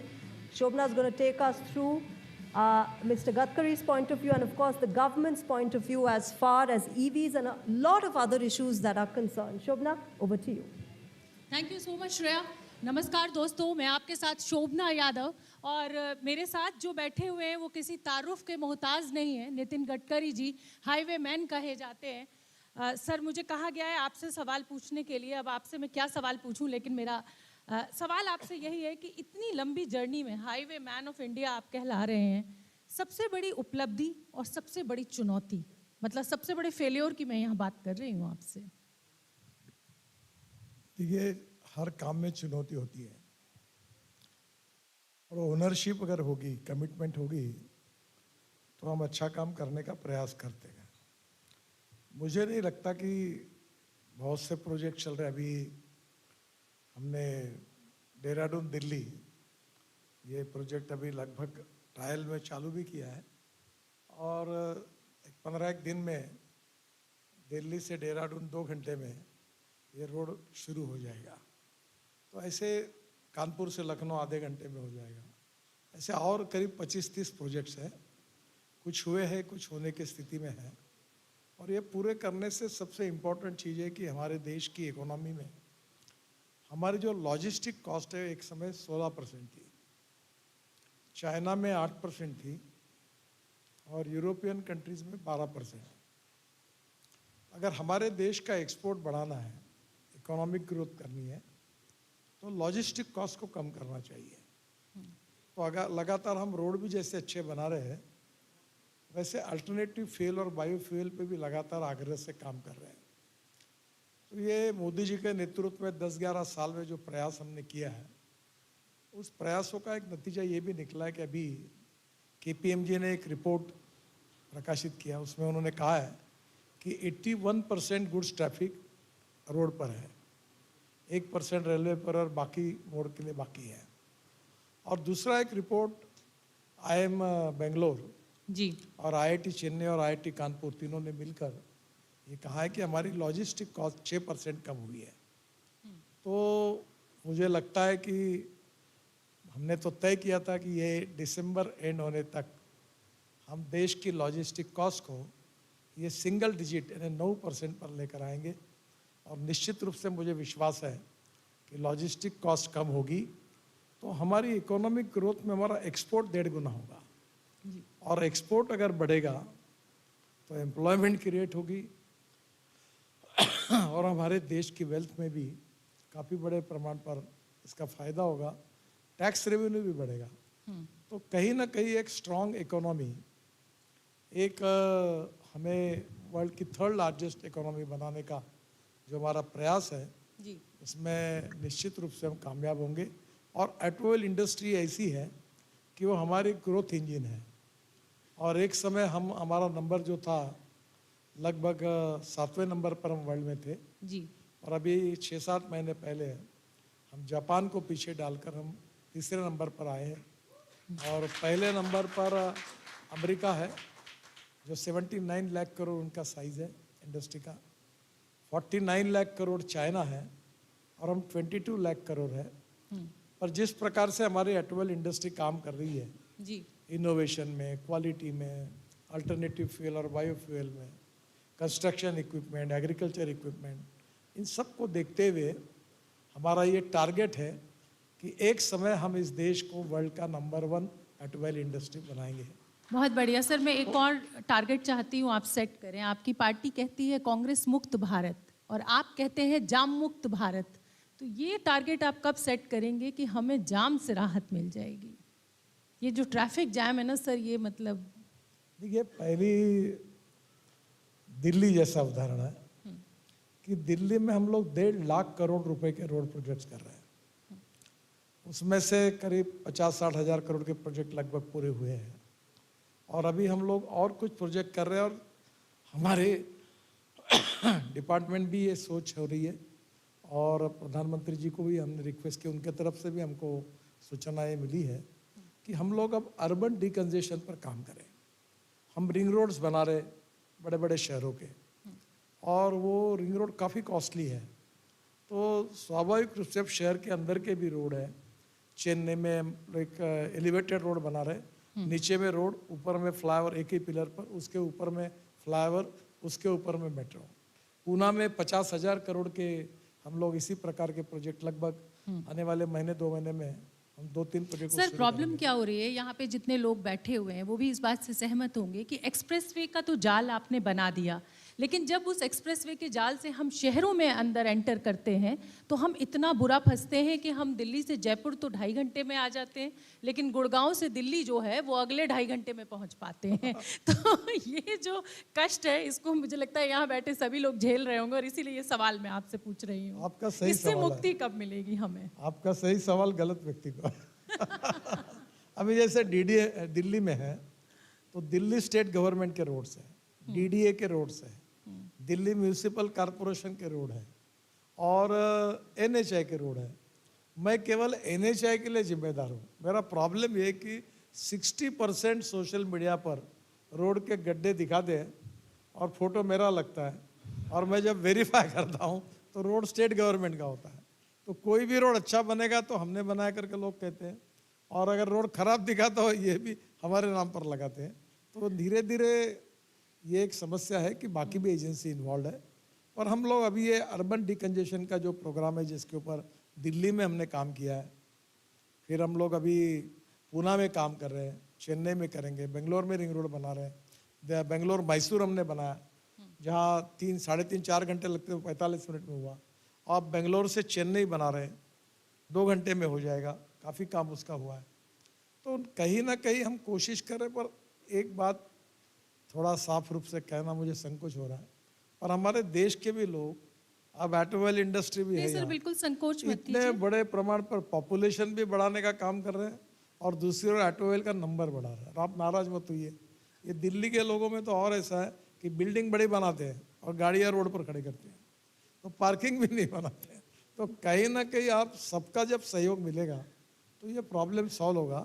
Pollution ये भी समस्या है जी, और जिसका मैं भी infection हो रहा, हवा ठीक नहीं, तो मुझे लगता है कि इसके खिलाफ प्रायोरिटी पर हमको देकर काम करना पड़ेगा, और हम बड़े संवेदनशील है, इसके पीछे काम करने की कोशिश कर रहे हैं। ठीक है सर, यहाँ पे ऑडियंस है, उनके मैं सवाल लूँगी, लेकिन चलते चलते टोल की एक समस्या बहुत बड़ी है।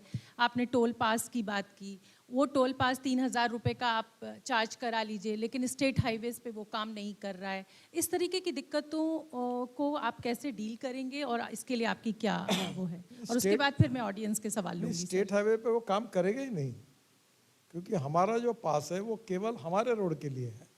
अब सर आप हमारा तुम्हारा करेंगे तो फिर कैसे चलेगा? नहीं, कॉन्स्टिट्यूशन है, स्टेट लिस्ट है, सेंट्रल लिस्ट है, कॉन्करेंट लिस्ट है, स्टेट गवर्नमेंट को ऑटोनोमस स्टेटस है, मैं उनके रोड पर कोई काम नहीं कर सकता। लेकिन सर क्या कोई ऐसी योजना नहीं आ सकती कि मिल के काम किया जाए? अब कितने टोल पासेस आदमी रखे अपने पास? स्टेट गवर्नमेंट को कह चुका हूँ जी कि हम लोग ये जो बैरियर्स निकाल कर पूरे, हम डायरेक्ट नंबर प्लेट का फोटो निकलेगा और हमारा फास्टैग होगा, कहीं रुकने की जरूरत नहीं, कोई रोकेगा नहीं। ऐसे पहले 10 प्रोजेक्ट हमने शुरू किए और 1 साल के अंदर हम 850-900 हमारे टोल नाकों को टोल नाका मुक्त करेंगे। आपको कहीं रुकने की जरूरत बहुत नहीं। मैं वही कह रही हूँ ना कि हम गाड़ी खरीद रहे हैं तो टैक्स दे रहे हैं। छोटा सा फायदा भी है कि आपको अभी टोल देना पड़ता है। इसमें सुविधा ऐसी कि जहाँ से आप एंट्री करोगे वहाँ से कैमरा नंबर प्लेट का फोटो निकालेगा, और जहाँ से आप बाहर निकालोगे वहाँ का फोटो निकालेगा, उतने ही डिस्टेंस का टोल कटेगा। सर कुछ मैं उसका भी तो कीजिए, हम गाड़ी खरीदें तो उस पर पैसा दें, पेट्रोल खरीदें तो उस पर हम सेस दें, उसके बाद आपका इतना टोल भी दें। हमारी सारी तनख्वाह तो सर आप ही लोग ले लेते हैं, तो हम लोग क्या करें? नहीं, आपकी बचत हो रही है। मैं आपको बताता हूँ कि हमारे देश में इतना बड़ा इंफ्रास्ट्रक्चर खड़ा करने के लिए हमने मार्केट से पैसा उठाया है। सर बाहर विदेशों में फ्यूल टैक्स से सड़कें बनती हैं, आप मुझे अमेरिका बताइए जैसे ऐसा देशों कौन में सा देश है कि जहाँ टोल नहीं है? सर अमेरिका में बहुत कम बिल्कुल टोल है। नहीं, टोल है, पर वो उन सर्विसेज के लिए है कि अगर आपको बिना रुके जाना है, आपको एक्सप्रेस चाहिए। ये सवाल ऐसे कार्यक्रम में कभी कभी पूछता हूँ, पर आप माफ करिए मुझे जी। आपने ये होटल में कार्यक्रम क्यों किया? हम रामलीला मैदान पे बैठ जाते, 2 लाइट लगाते, 2 चेयर लगाते, चाय वही पी लेते।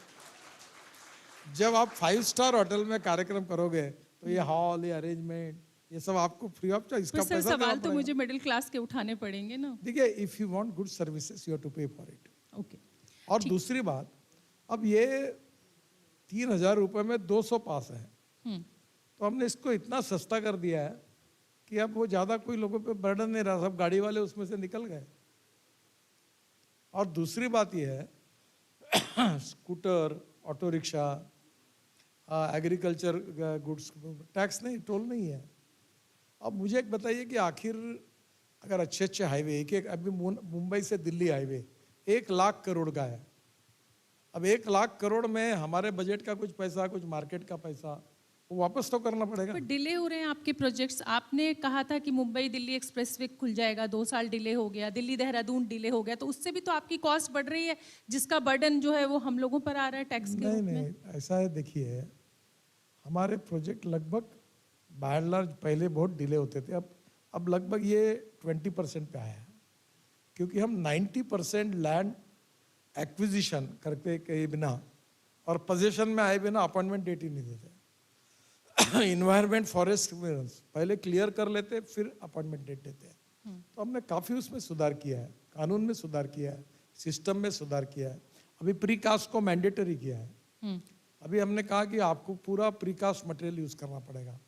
तो कहीं ना कहीं इसमें सुधार किए हैं कि मुझे लगता है कि अब डिले ज़्यादा नहीं होगा।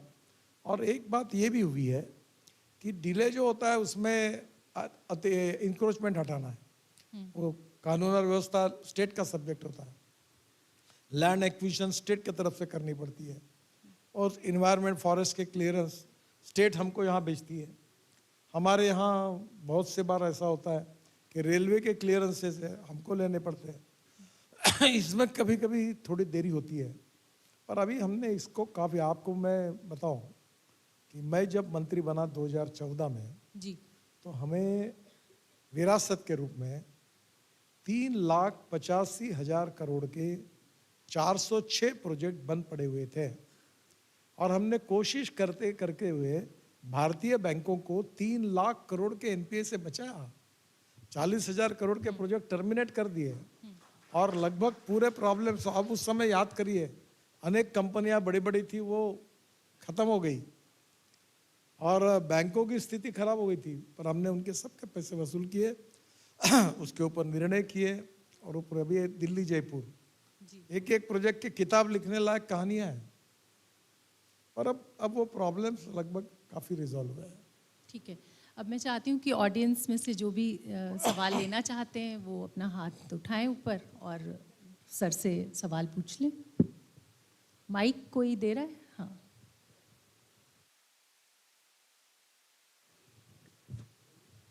सर जय श्री राम, मैं कानपुर से मोहित सेठ। सर मेरा एक सवाल है, मेरे को कानपुर से दिल्ली आना बहुत महंगा पड़ता है टोल टैक्स। मैं सिर्फ एक्सप्रेस वे पकड़ के आता हूँ तो 2,000 रुपये मिनिमम मैं पे करता हूँ।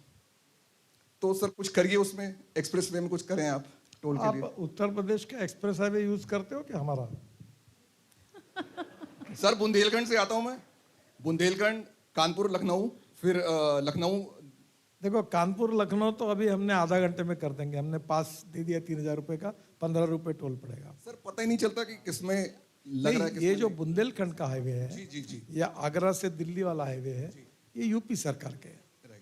तो ये तो हाईवे उनके रेट ज्यादा है, अब वो आप उनको रिक्वेस्ट करिए। सर यूपी सरकार अपनी ठीक सरकार है, है। नेक्स्ट, मुझे लगता है नेक्स्ट क्वेश्चन। यस, मैं आपकी बात पहुंचाऊंगा उनके पास। Thank you so much.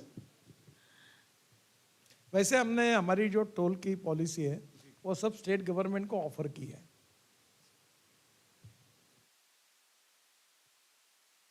Good evening sir. Sir मेरा एक छोटा सा सवाल है, मुझे नहीं पता ये स्टेट गवर्नमेंट के अंडर आता है या आपके अंडर आता है। इंडिया में पैदल चलने वाले लोगों के लिए या साइकिल चलाने वाले लोगों के लिए एक फ्रेंडली इंफ्रास्ट्रक्चर नहीं है, और जिस तरह से पोल्यूशन हो रहा है, मुझे लग रहा है अगर एक वो इंफ्रास्ट्रक्चर रेडी होगा तो लोग साइकिल से, बाइक से जा पाएंगे अपने ऑफिस या छोटे मोटे काम के लिए। Just because it's not friendly, यहाँ पे फ्रेंडली इंफ्रास्ट्रक्चर नहीं है, तो उसके लिए बहुत दिक्कत है। तो क्या हमारी सरकार इस बारे में कुछ कर रही है? विशेष रूप से जो बड़े शहर हैं वहाँ जो हम हाईवे हमारे एनएच के हैं वहाँ हम फुटपाथ डेवलप कर रहे हैं।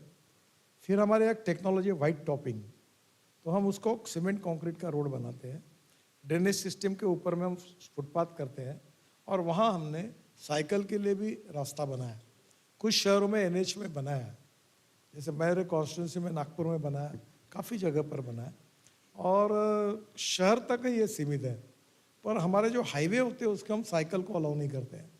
तो जो सिटी एरिया है वहाँ करेंगे। अभी दिल्ली में भी कुछ रोड हम अंदर के कर रहे हैं, उसमें ज़रूर मैं मानता हूँ कि हमने साइकिल को भी अभी प्रमोट करना चाहिए, और बड़े शहरों में साइकिल हेल्थ के लिए, फिटनेस के लिए अच्छा है। पोल्यूशन के लिए भी। सर मैं सर एक और अगले सवाल का मैं रुख करूंगी, लेकिन उससे पहले इलेक्ट्रिक कार्स के ऊपर आप बहुत जोर देते हैं और एनवायरनमेंट फ्रेंडली है, ऑफ कोर्स पोल्यूशन कम होगा, इसके फ़ायदे बहुत हैं। यहाँ पर बहुत सारे ऐसे क्लाइंट्स होंगे हम लोगों के जो इलेक्ट्रिक गाड़ियों का व्यापार मतलब आगे होंगे और उसको करना चाहते होंगे, लेकिन इंफ्रास्ट्रक्चर की बहुत कमी है। 2025 की शुरुआत तक 235 गाड़ियों के लिए एक चार्जिंग स्टेशन था।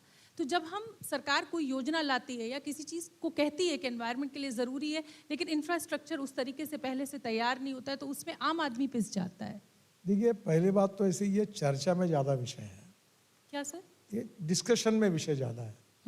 मैं आपको पूछना चाहता हूँ कि जब मोबाइल फ़ोन शुरू हुआ, मुझे याद है मैंने इरिक्सन का एक फ़ोन लिया था, तो हर फ़ोन के साथ चार्जर अलग था।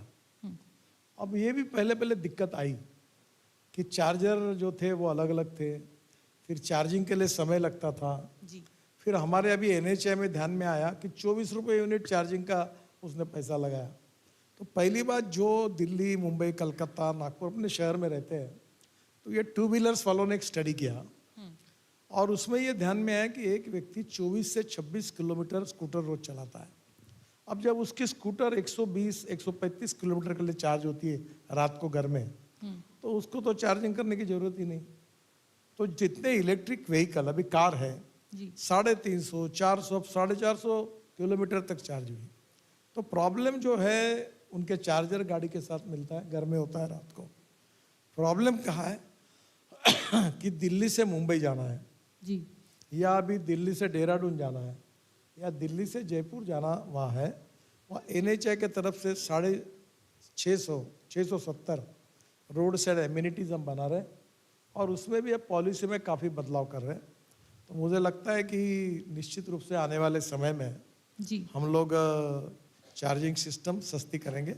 परसों पावर मिनिस्टर साहब को भी मैंने रिक्वेस्ट की है कि जो चार्जिंग जो होंगे उसके लिए जैसे एक टैरिफ अलग कोई आप दे सकेंगे तो जरूर दीजिए, ताकि हम सस्ते में चार्जिंग कर सकें। फिर और एक कोशिश हो रही कि जैसे हमारे रोड साइड एम्यूनिटीज में रेस्टोरेंट है, ये है, उसके ऊपर में सोलर लगाया, तो वहीं सोलर से वो चार्ज होते, तो वो भी कोशिश हो रही है।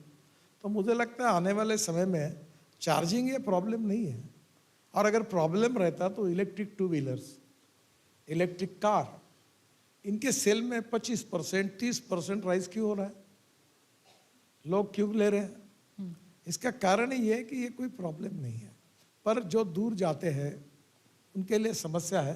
दूसरी बात, इसमें भी लगातार खूब टेक्नोलॉजी बदल रही है जी। शायद जल्दी हम ऐसे सिस्टम पर आएंगे कि स्कूटर से लेकर ट्रक तक चार्जिंग करने वाली सिस्टम एक ही होगी, और हमारे चार्जिंग सिस्टम में भी हम बहुत कम समय में फटाफट चार्ज करते जाएंगे, हमें कोई रुकने की जरूरत नहीं पड़ेगी। ये लगातार डेवलप रहा। मैं हाइड्रोजन की गाड़ी में आया हूँ, तो आज वो तालियां होनी चाहिए इस पर। कोई और सवाल कोई पूछना चाहता है? माइक दे दीजिए प्लीज। आप वैसे ही पूछ लीजिए, आवाज तेज है आपकी। बोलिए, मुझे पता रहता है।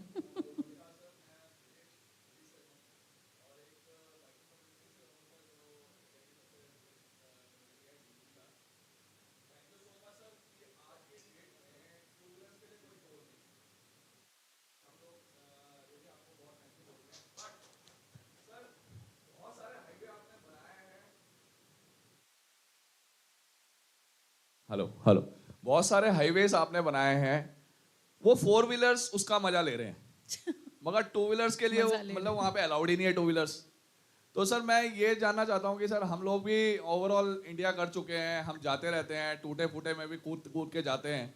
अभी आप लोगों ने जो अच्छा एक हाईवे बनाया हुआ है, तो सर हमें भी तो अपॉर्चुनिटी मिले ना कि हम लोग उस हाईवे पे जाएं। ठीक है सर, जवाब देखिए, जो एक्सिस कंट्रोल हाईवे है उसमें हम 2 व्हीलर और 3 व्हीलर को परमिशन नहीं देंगे, क्योंकि वहाँ गाड़ियों की स्पीड, लेन डिसिप्लिन इतनी ज़्यादा है कि एक्सीडेंट्स होंगे। पहले हमारे देश में 5 लाख एक्सीडेंट होते, 1.5 लाख मौतें होती है, 1,80,000 मौतें होती है, और मरने वालों की जो एज ग्रुप है 66%। नहीं, तो इसमें किसकी कमी है? क्या एक्सप्रेस हाईवेज की कमी है, ड्राइविंग स्किल्स की कमी है, या जो हमारे टायर्स हैं वो उन हाईवेज के साथ फ्रेंडली नहीं है? आप इसमें क्या दिक्कत देख रहे हैं? क्योंकि ये मैं सवाल आपसे पूछने जा रही थी कि हमने इतने बड़े बड़े हाईवे बना दिए, लेकिन वो किलर हाईवे साबित हो रहे हैं, क्यों? बहुत साफ बात है, ये 4 इंपॉर्टेंट चीजें हैं जी। रोड इंजीनियरिंग, इसमें हमने सब सुधार कर दिया। ठीक है। इसमें हमने ब्लैक स्पॉट आइडेंटिफिकेशन 40,000 को, फिर भी हमारी कमियां हैं, हम उसको लगातार सुधारते हैं। दूसरा, ऑटोमोबाइल इंजीनियरिंग, 6 एयर बैग्स आ गई, ब्रेकिंग सिस्टम आ गई। अभी 2 व्हीलर में भी हमने चिंता की कि अच्छी ब्रेकिंग सिस्टम आए। जी। तो ऑटोमोबाइल इंजीनियरिंग में लगभग वर्ल्ड स्टैंडर्ड के सुधार लगभग हो गए। तीसरी बात जो है इन्फोर्समेंट, हमने कानून इतना कड़क किया है कि अब कैमरे से फोटो निकाल रहे फाइन भी भर रहे हैं। और चौथी बात जो है ह्यूमन बिहेवियर। अब आपको ताज्जुब होगा कि अभी ये रोड है आपके सामने होटल के जी, ये रोड क्रॉस करने के लिए कोई महिला मैं देखता हूँ अपने बच्चों को लेकर उससे कूदी मारती है। यहाँ यानी मैंने अभी हमारे इंजीनियर्स को कहा कि हिंदुस्तान का हर नागरिक ये वर्ल्ड स्टैंडर्ड का एथलेटिक्स प्लेयर है ये समझकर इतनी हाइट बढ़ाओ कि कोई कूद ही नहीं मार सके। रेड सिग्नल लगा तो रुकना चाहिए, मोबाइल पर बातचीत नहीं करनी चाहिए स्कूटर कार चलाते समय। ये जो रूल्स ऑफ द रोड है, कानून के प्रति डर भी नहीं और सम्मान भी नहीं। नहीं सम्मान भी नहीं। और एक्सप्रेस वे पे मैंने देखा है बहुत एक्सीडेंट्स हुए हैं, मैं रोज खबरें पढ़ती हूँ, रॉन्ग साइड से ले आ रहे हैं, एक माँ और बेटे की डेथ हो गई। हेवी व्हीकल ने कौन से लेन में जाना, लाइट व्हीकल ने कौन से लेन में जाना, सब है। हम लगातार एजुकेट कर रहे हैं। और एक बात बताओ, क्या आप बाहर के देशों में जाइए, वहाँ कितने लोग कानून के बराबर चलते हैं। यहाँ तो ये इतना लाइटली लोग लेते हैं कि कहीं ना कहीं आप जैसे मीडिया के लोगों का भी सहयोग चाहिए, ताकि कानून के प्रति डर भी नहीं और सम्मान भी नहीं, ऐसी जो अवस्था है इससे बाहर निकलना पड़ेगा। और अभी इसलिए हम रोड सेफ्टी के लिए हमने बच्चों पर कॉन्सेंट्रेट किया है। और एक रोड सेफ्टी का गीत भी शंकर महादेवन ने गाया, अमिताभ बच्चन जी ने उसको ये किया। तो हम लगातार कोशिश कर रहे हैं कि हम लोग बच्चों को जिम्मेदार नागरिक बनाते समय रूल्स ऑफ द रोड के बारे में, वो कभी मोबाइल पे बात नहीं करना।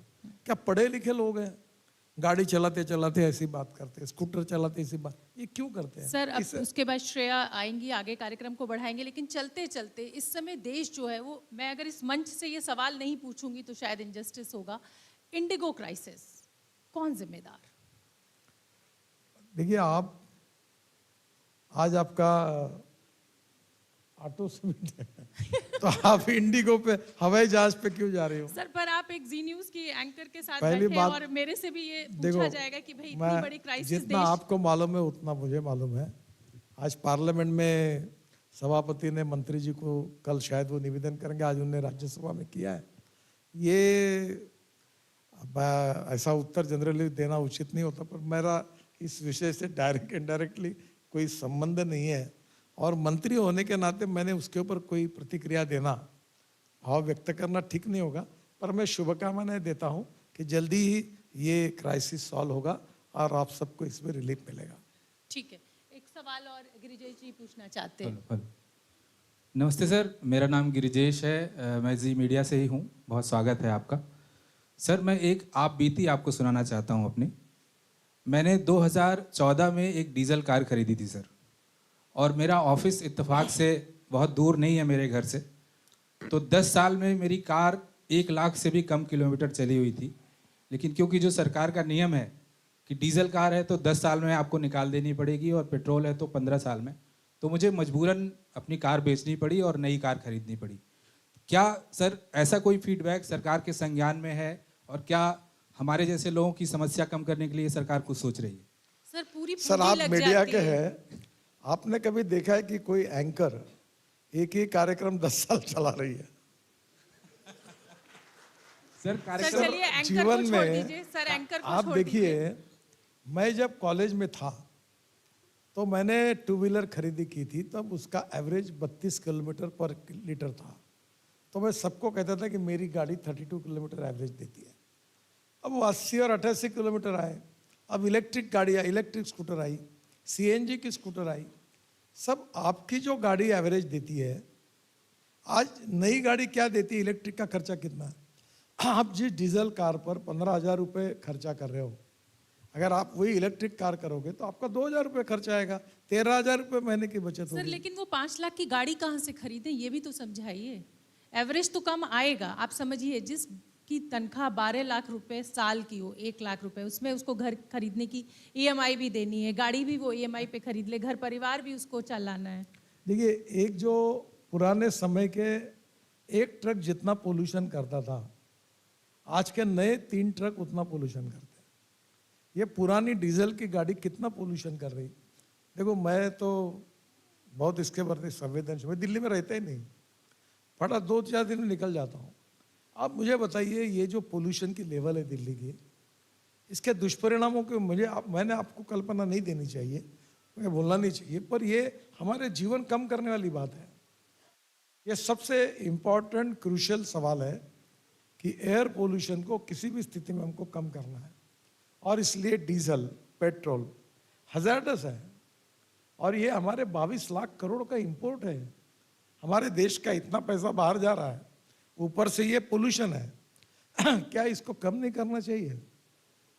और इसमें आपकी एक केस है कि आप इतना 1 लाख किलोमीटर चले इतने साल में, पर यहाँ लोग 300-400 किलोमीटर रोज चलते हैं, उनका क्या? तो मुझे आपसे एक रिक्वेस्ट करनी है कि देखो, हम कपड़े भी सिलाते हैं, अच्छे भी होने के बाद 2 साल के बाद बदल देते हैं, नए लेते हैं। हम घर भी बनाते हैं, इंटीरियर करते हैं, हम 3-4-5 साल में फिर नया करते हैं। वैसे चल सकता है पर बनाते हैं। यहाँ तो पोल्यूशन है, एवरेज कम मिलता है। देखिए, बाय एंड लार्ज आप सबके हितों में है कि हमको 10 साल के बाद उसको बदलना। ये तो दिल्ली गवर्नमेंट का कानून है। मैं आपको एक सुझाव देता हूँ। क्या आपकी डीजल गाड़ी आप सीएनजी पर कन्वर्ट कर सकते हैं क्या? अब दिल्ली में सीएनजी मिलता है। क्या पेट्रोल की गाड़ी उसमें किट है आजकल उसकी? आपके कॉस्ट भी बचेगी, पोल्यूशन भी कम होगा। तो कहीं ना कहीं और ऐसे कोई ऑप्शंस के लिए आप देखिए। आजकल काफी बड़े प्रमाण पर अनेक फैसिलिटी है, उसका भी विचार करिए। बाकी डीजल पेट्रोल बहुत हजार्डस है। अभी हम इथेनॉल के फ्लेक्स इंजन के गाड़ियाँ आ रही है, 100% इथेनॉल, ग्रीन फ्यूल है, सस्ता है, पोल्यूशन नहीं है, किसानों को बेनिफिट होगा। फिर हम इथेनॉल से आइसोब्यूटेनॉल बना रहे, वो डीजल का अल्टरनेटिव है। मैंने अभी ट्रैक्टर के लिए उस पे तो आरोप लग रहा है ना कि परफॉर्मेंस कार की खराब हो जा रही है उस इथेनॉल। किसकी? एक नाम बताओ किसका परफॉर्मेंस खराब हुआ? कल है परसों पार्लियामेंट में क्वेश्चन भी है इसके ऊपर। आप बताओ बड़ा मुझे एक नाम। ये तो आरोप लग रहा है सर। मैं अरे आरोप कुछ किसी भी लगते कंपनी का नाम पेड लेके कैंपेन मैं भी यहाँ होते पर हैं वो ना। नहीं करूंगी। अबे आरोप तो ऐसे मैं इथेनॉल की बात करता हूँ, अल्टरनेटिव फ्यूल की, ठीक है सर। बायो फ्यूल की, हाइड्रोजन की बात करता हूँ। तो जो इंपोर्ट कम नहीं होना चाहिए देश का, 22 लाख करोड़। जी सर। दिल्ली में प्रदूषण जो हो रहा है, इससे आप दुखी नहीं है? आप बहुत अस्वस्थ नहीं है? खुश है आप? क्या दिल्ली का प्रदूषण कम नहीं होना चाहिए? और कुछ बातों के लिए हम सबको सहयोग करना पड़ेगा। बिल्कुल। तो अब मैं श्रेया को आमंत्रित करना चाहूँगी। श्रेया अब इस कार्यक्रम को आगे बढ़ाएंगी और मैं चाहती हूँ ज़ोरदार तालियाँ नितिन जी के लिए एक बार होनी चाहिए। जिस तरीके के हाईवेज़ हमें मिले, हमारे लिए वेकेशन करना कितना आसान हो गया है। हम कहीं भी झट से पहुँच जाते हैं, लोगों को बहुत फ़ायदा हो रहा है, पेट्रोल कम लग रहा है, उनके पैसे भी बच रहे हैं। और नितिन जी ने सब सवालों के जवाब बेबाकी के साथ दिए हैं। Shreya, over to you. Thank you, Shobna, and thank you, Minister Gadkari. Of course, I request you to be on the stage with us, please. It's been an insightful conversation, extremely important questions that were clarified by the Union Minister. Remember, Mr. Nitin Gadkari has been honest. He's been candid in all the questions that we asked him. I now invite Chief Executive Officer, Zee Media Corporation Limited, Mr. Raktim Das, to please join Minister Gadkari on stage for the felicitation ceremony. A huge round of applause, ladies and gentlemen. It's been a fascinating conversation with the Union Minister, and of course, there is a lot that is lined up this evening as far as honoring those who have been contributing to the auto industry are concerned. We start with our first category, ladies and gentlemen, and our first category is Luxury EV Brand of the Year. And well, which one is winning this one? Well, this is being given to BMW. A huge round of applause, ladies and gentlemen. The name is enough for all of us to know that when it comes to luxury, we think of BMW. I invite Mr. Hardeep Singh Brar, President and CEO BMW Group India, to please receive the award. All right, ladies and gentlemen, a huge round of applause.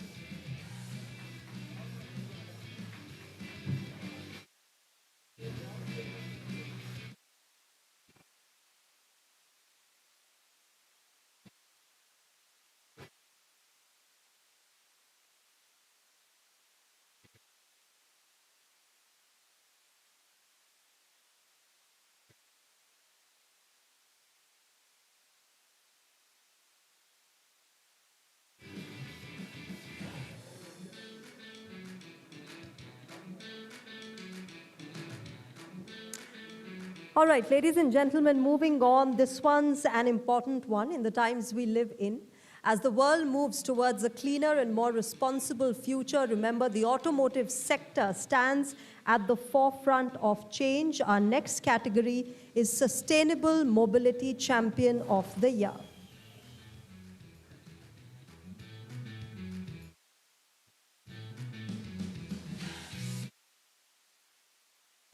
Goes to Toyota Kirloskar Motors for showing the way towards a world which is greener. I invite Mr. Vikram Gulati, Country Head and EVP, Toyota Kirloskar Motor, to receive the award from Mr. Gadkari. A huge round of applause, ladies and gentlemen.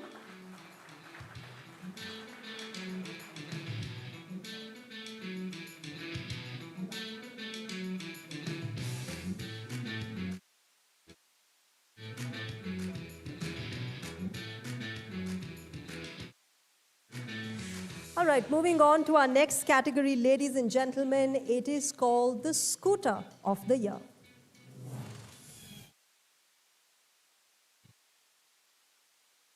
Well, this one, ladies and gentlemen, is very interesting. This one is going to Hero Destiny 125. It's a stylish and comfortable scooter, which is a family scooter.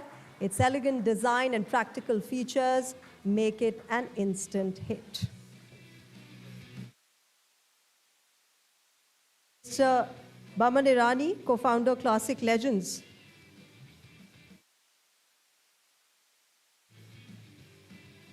A huge round of applause, ladies and gentlemen.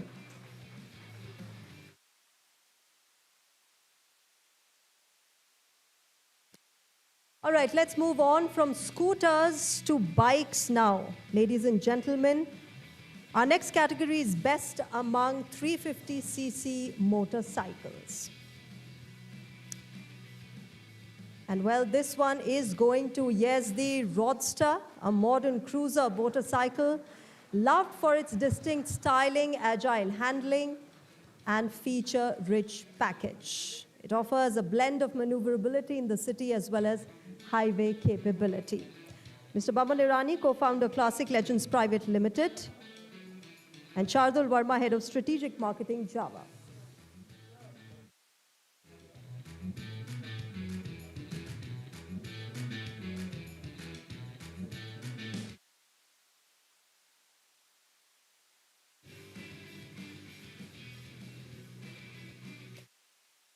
Well, ladies and gentlemen, moving on to our next category, it is Design of the Year. Remember, an integral part of the auto industry. That which first catches the eye of the consumer. This one celebrates the vision, the artistry, and the attention to detail. And this one is going to VinFast VF7. They backed this one, smooth aerodynamics. And of course, a powerful sporty vibe is something that VinFast VF7 is shining through.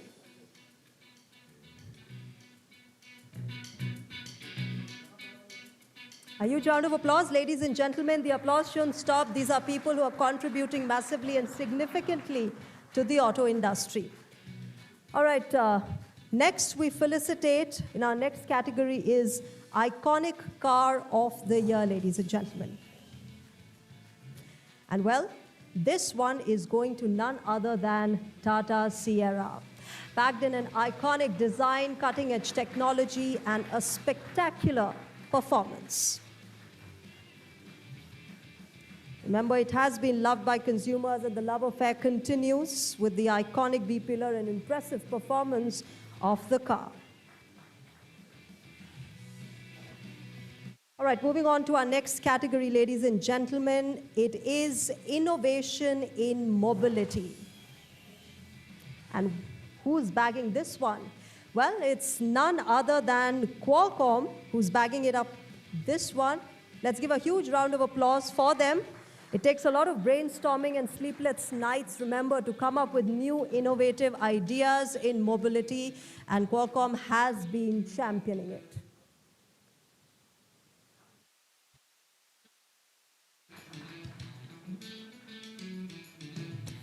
Well, next up, ladies and gentlemen, what do we have? Our next category is something that we have been talking about all through this evening. It's Electric Car of the Year.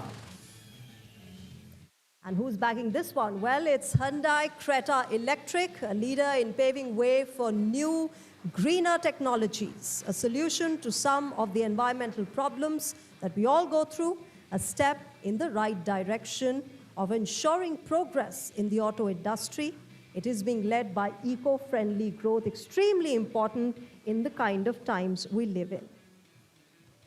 All right, next up, let's move on to our next category, ladies and gentlemen. We call it Bike of the Year.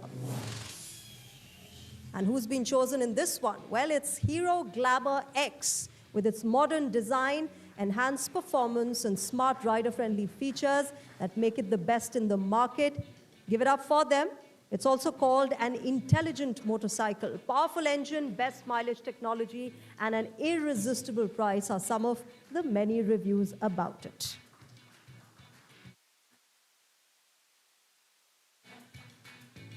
All right, moving on, ladies and gentlemen, our next category, who's emerged as the disruptor of the year. Our next category is Disruptive EV of the Year, and this one goes to Mahindra XEV 9e. Give it up for them, ladies and gentlemen. A very futuristic design with a responsibility towards environment.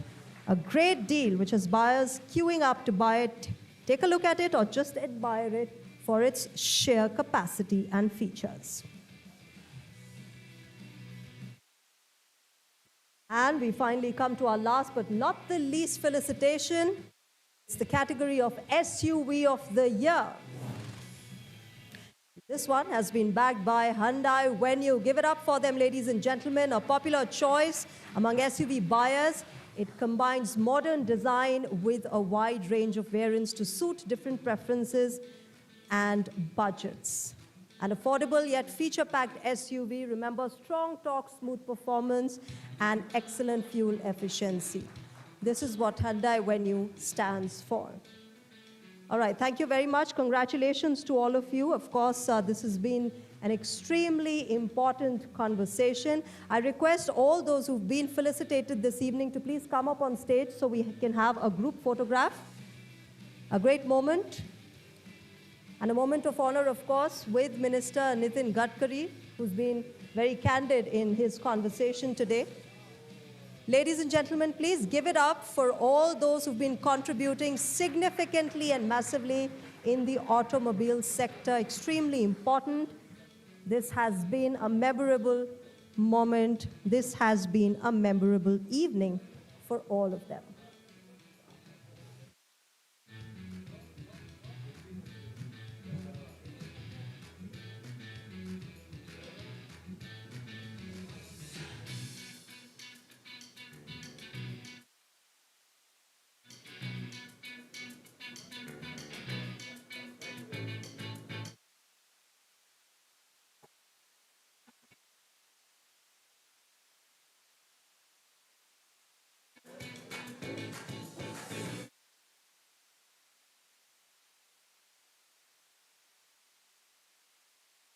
Thank you, sir, for being with us this evening, sharing your insights, being extremely gracious with the kind of conversations we've had.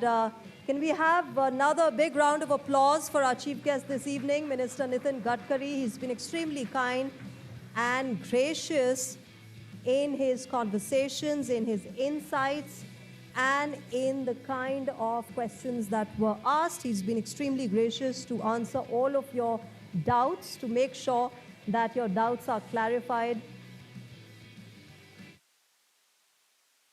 A leader who has set an example with his work.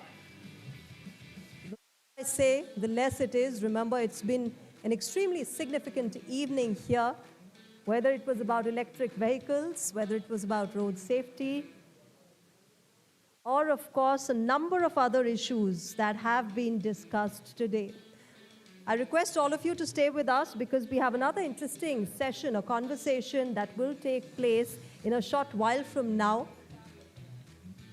But, from all of us at the Zee family, we thank Minister Gadkari for being here. It's been extremely gracious. And Of course, we understand that you still have a lot of questions, a lot of thoughts that you want to share with Mr. Gadkari, who's been very, very kind and gracious with his presence today.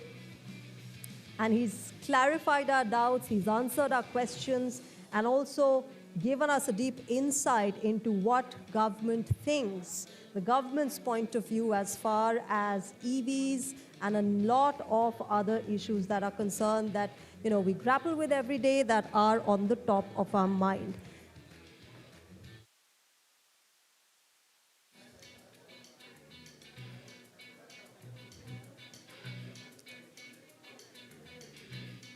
All right, thank you, Mr. Nitin Gadkari. A huge round of applause, ladies and gentlemen. A man who's been extremely gracious. I request all of you to stay seated as we have another session coming up in a short while from now. Remember, this is about road safety, something that the minister also talked about. We will, of course, start this in a short while from now. But remember, this entire evening has been extremely interesting, exciting, with a number of doubts that have been clarified, with a number of issues being touched upon as far as EVs, road mobility, and green mobility is concerned.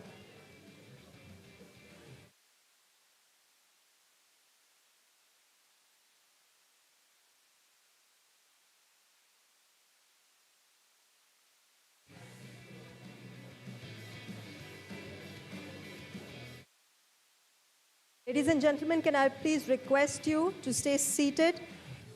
We have another intriguing session coming up.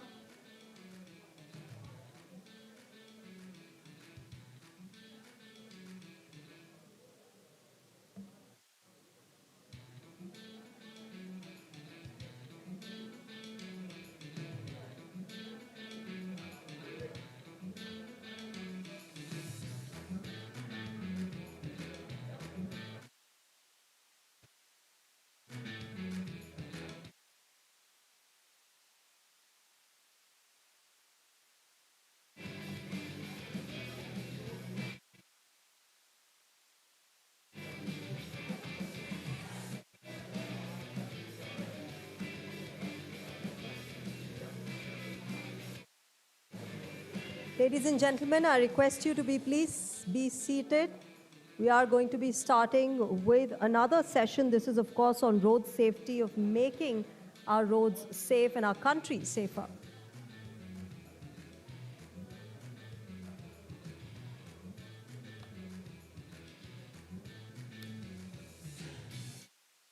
All right, ladies and gentlemen, we are moving to our next session. Remember, it's a no-brainer that road safety is paramount. And with India recording the highest number of road accidents globally, our next session focuses on responsible mobility. We also talk about the role of technology in ensuring safety on our roads. India is moving faster than ever.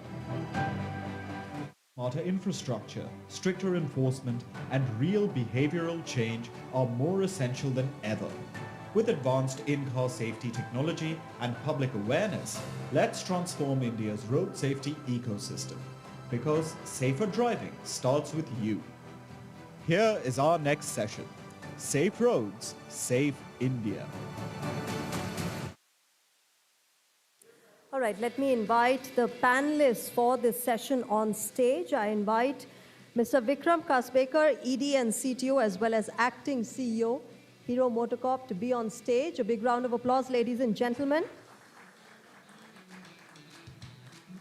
With that, I also invite Mr. Jyoti Malhotra, MD, Volvo Car India. A round of applause, ladies and gentlemen. This is going to be an interesting conversation.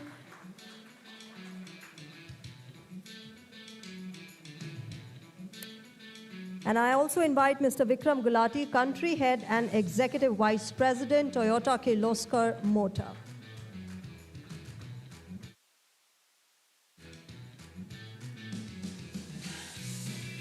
Welcome, gentlemen. I request Dinesh Sharma to take this conversation forward.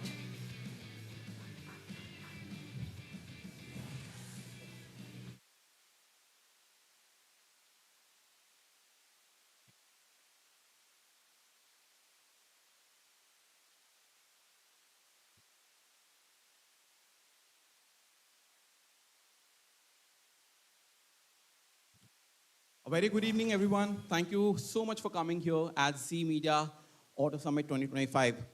As we all know that India is one of the top automotive market in the world, but India has its own challenges. Every day, 400 lives are lost on Indian roads. Now, this is not just a transport issue. This is a national imperative which is impacting citizens, brands, and also policymakers. So we have an exceptional panel here, and we will try to explore what are the ways to make not just Indian roads safe, but also the atmosphere where we can have a more responsible mobility. So let me just start with Mr. Vikram first. I want to start by asking Videsh, safe roads, safe India. Where do you think the real challenge lies? Is it with infrastructure, or is it with enforcement, or whether it's with driver behavior? So let me start with that famous quote from Mr. Bal Gangadhar Tilak. Swarajya is my Janma Siddha Adhikar. But for our citizens here, flouting the norms is the Janma Siddha Adhikar. I think we need to change there, number one.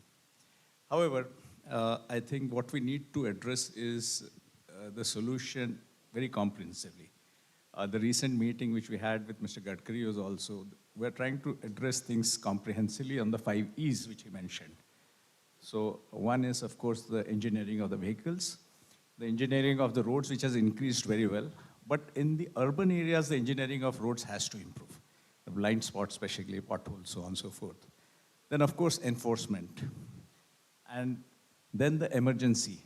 So we are also making emergency ambulances, which will launch very shortly as a proto, which will be able to reach the customers in the golden hour. And of course, education, which we are starting with the children at a young age. So at the young age, I think like the Japanese do, we want to build that culture of this thing. Plus many other initiatives which are taking for training, etc., just going on. And of course, trying to look at defensive driving rather than me first follow the rules. Mr. Jyoti, I want to pick your brain here.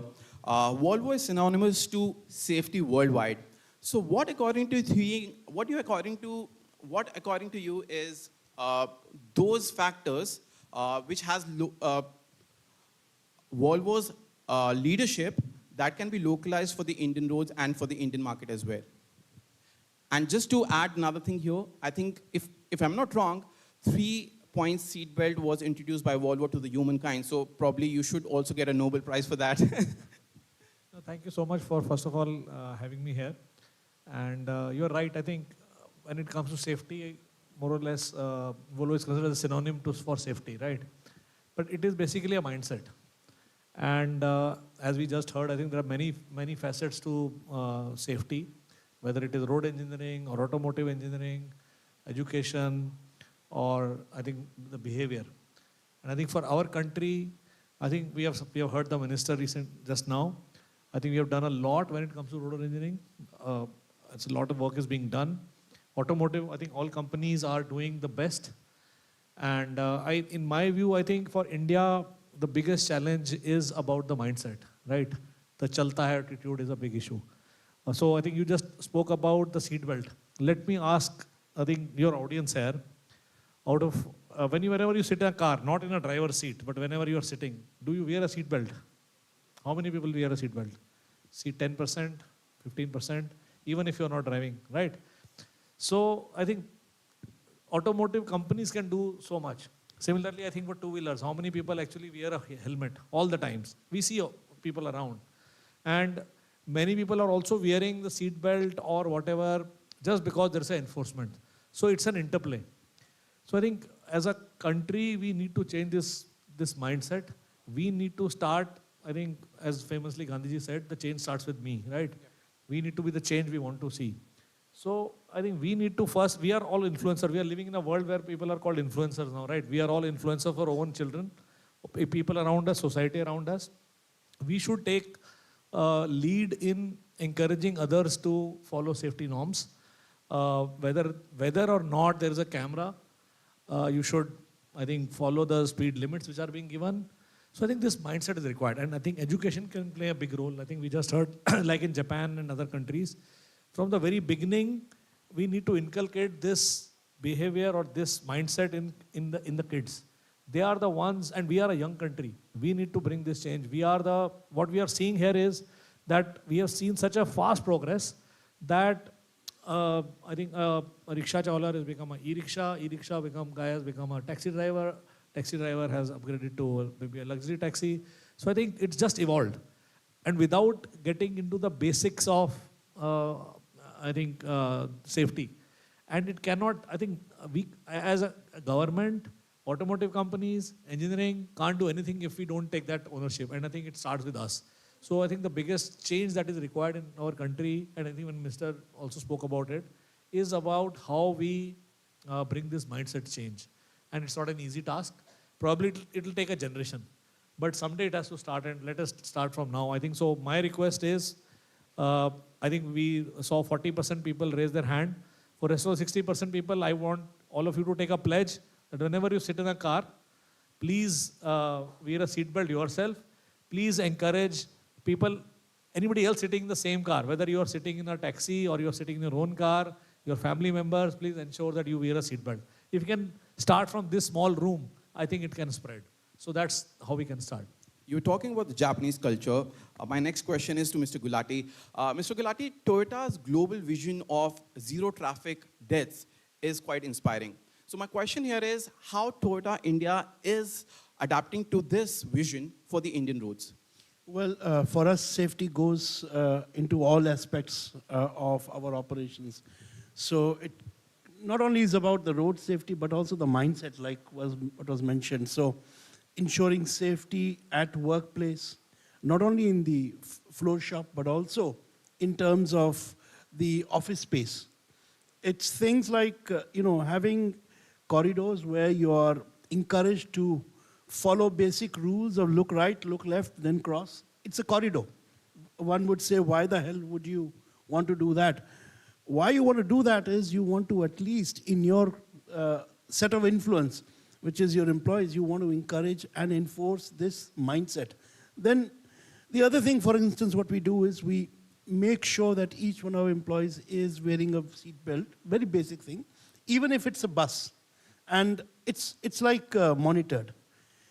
And this goes so deep that our level, our suppliers, whether it's the level 1 or level 2, if there is a safety incident, it is scrutinized at TKM, it is analyzed, it is like, we call something as Yokatan. Yokatan basically means going to the root cause, finding a solution, making a case study, and spreading it.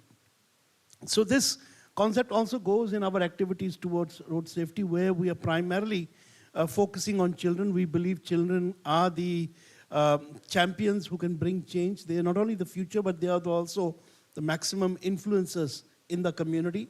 So we have very impactful programs going on with schools around road safety. And one of them is particularly something that's close to my heart, which is the Safety Hackathon. Here we are targeting kids in schools and giving them a problem related to road safety, asking them to understand the problem, find a solution.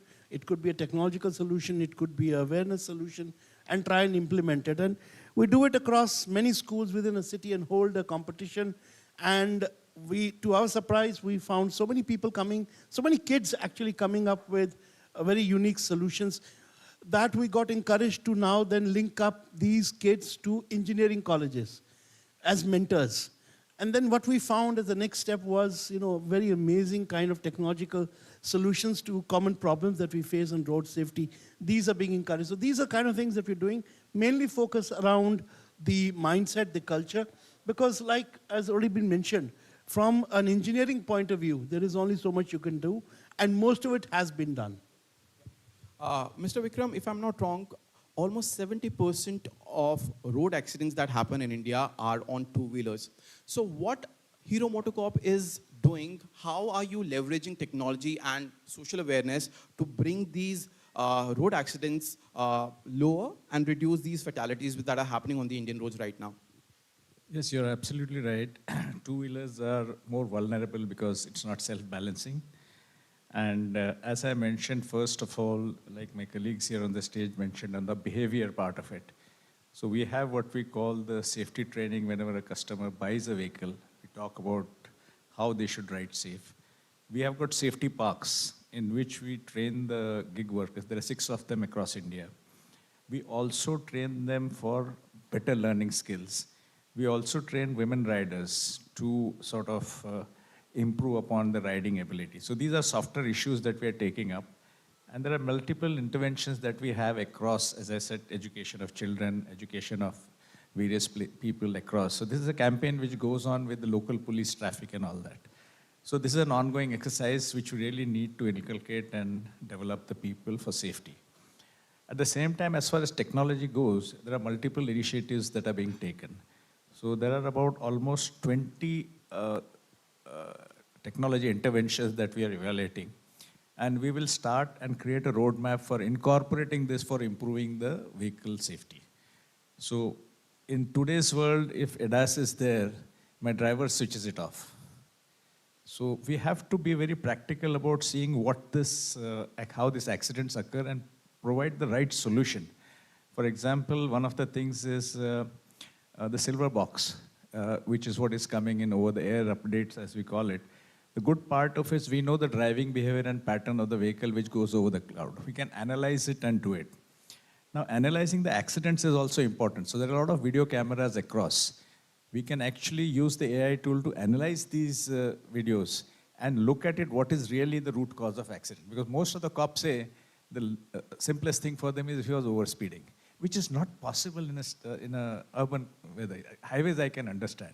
So such kind of interventions are very, very important for us to go through. And as I said, anything that is required to bring about safety, that is our top priority as far as leading manufacturer of two-wheeler is concerned. And that's a corporate goal for us to bring down the accidents. Mr. Jyoti, I want to pick your brain here. Volvo once visioned zero fatalities in its cars.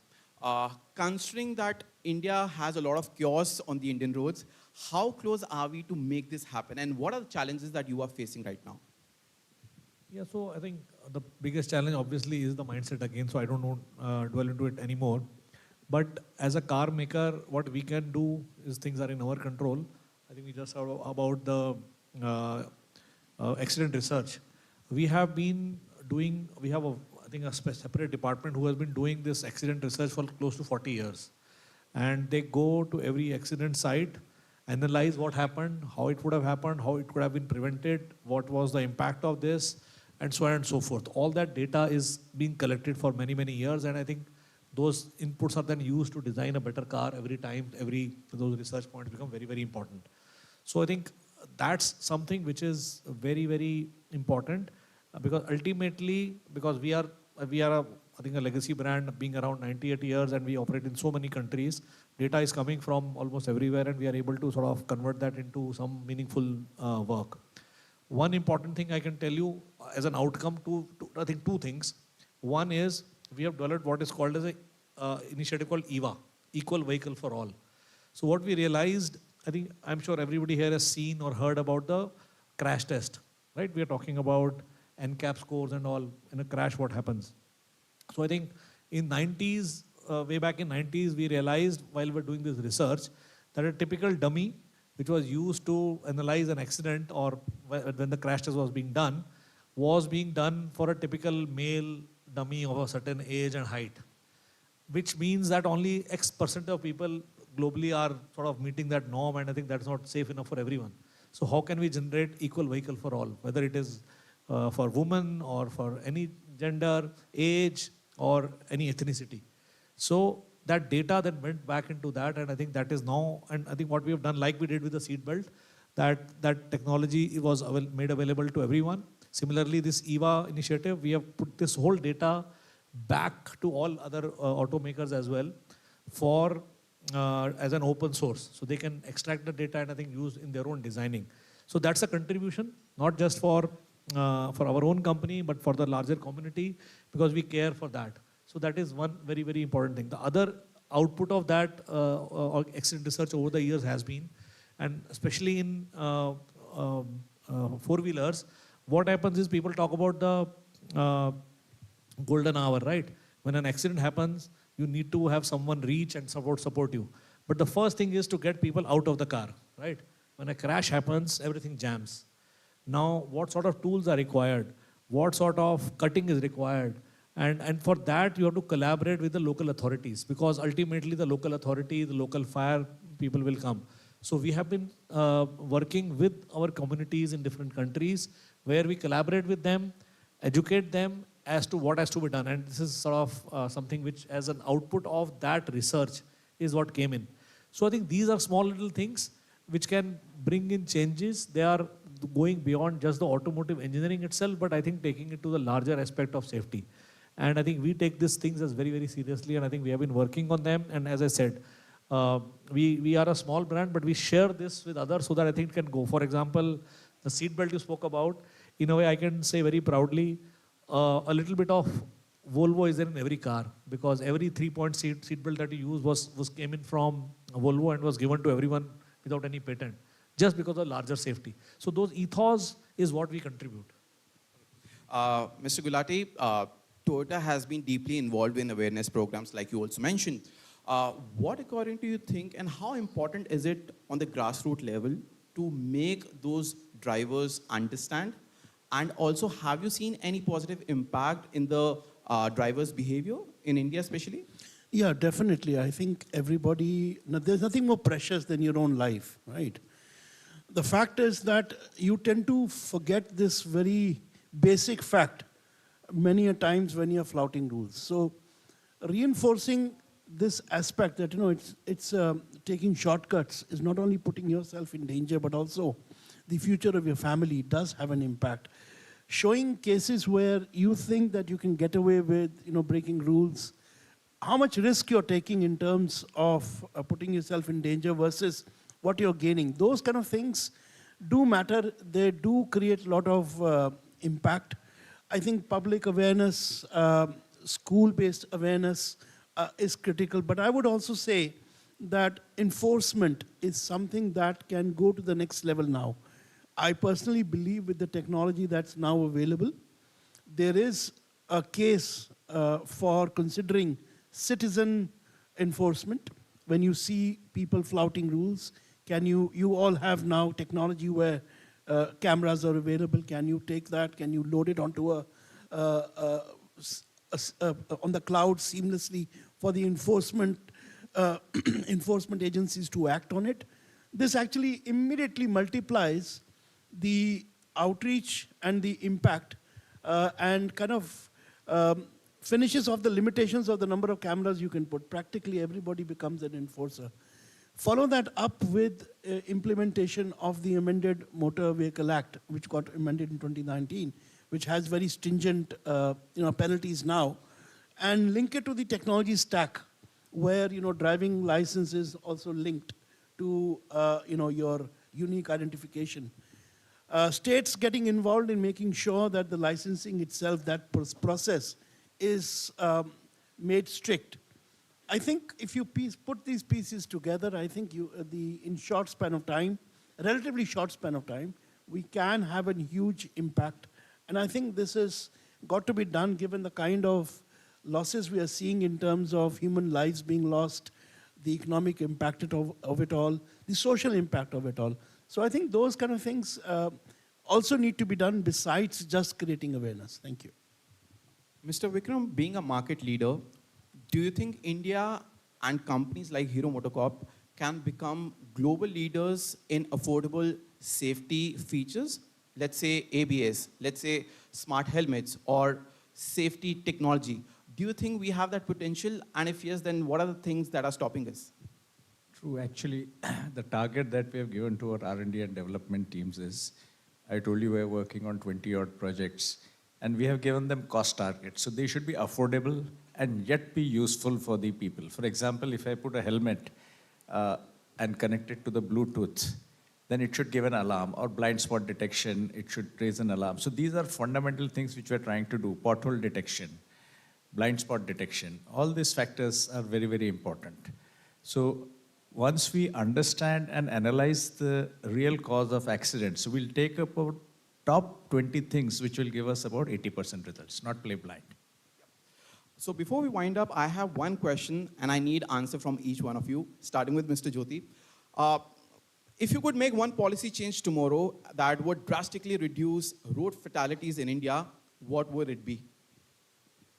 I think we need, although I think recently this enforcement of I think the traffic rules has become very stringent, but I think we need to ensure that it becomes even more stringent, because I don't think while we educate, it will take 10 years, but I think we need to ensure that how we are able to enforce, whether we use technology. I think India is known to be the IT hub of the world.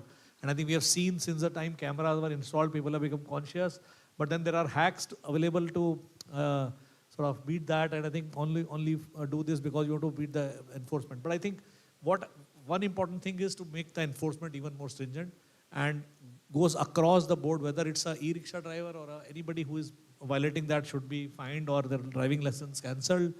I think we have to make it. Till the time education happens, we need enforcement. Mr. Gulati? I think the foremost is enhancing the efficacy of the driving license regime. Mr. Vikram? I would say enforcement of automated driving centers. There are 100 odd in India. They undergo theory class, they have to pass it, and then you have to enter the test area and come out, either it's pass or fail. I think this should be enforced across the country. That will be the best solution. Thank you. Well, on that note, I would like to say thank you very much indeed for joining us here. It's been a pleasure having you here. Ladies and gentlemen, please have a huge round of applause. Thank you.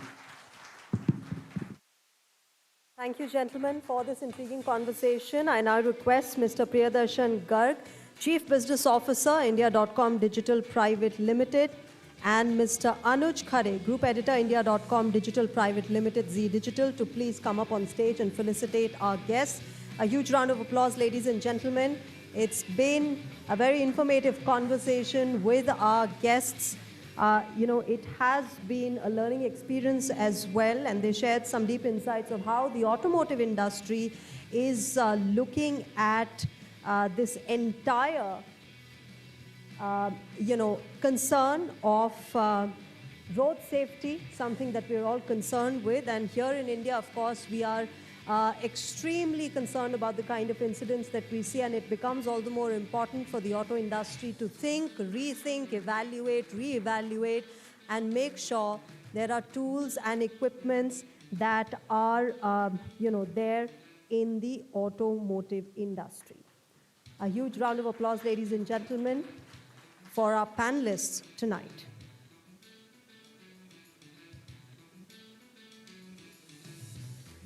Thank you, sir. I request Mr. Garg and Mr. Khare to please remain with us on stage. We have a very special award to give away.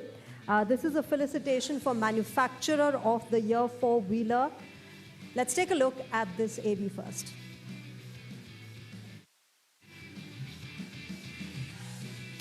All right. And this one, of course, is going to Maruti Suzuki. A big round of applause, ladies and gentlemen. The Manufacturer of the Year four-wheeler.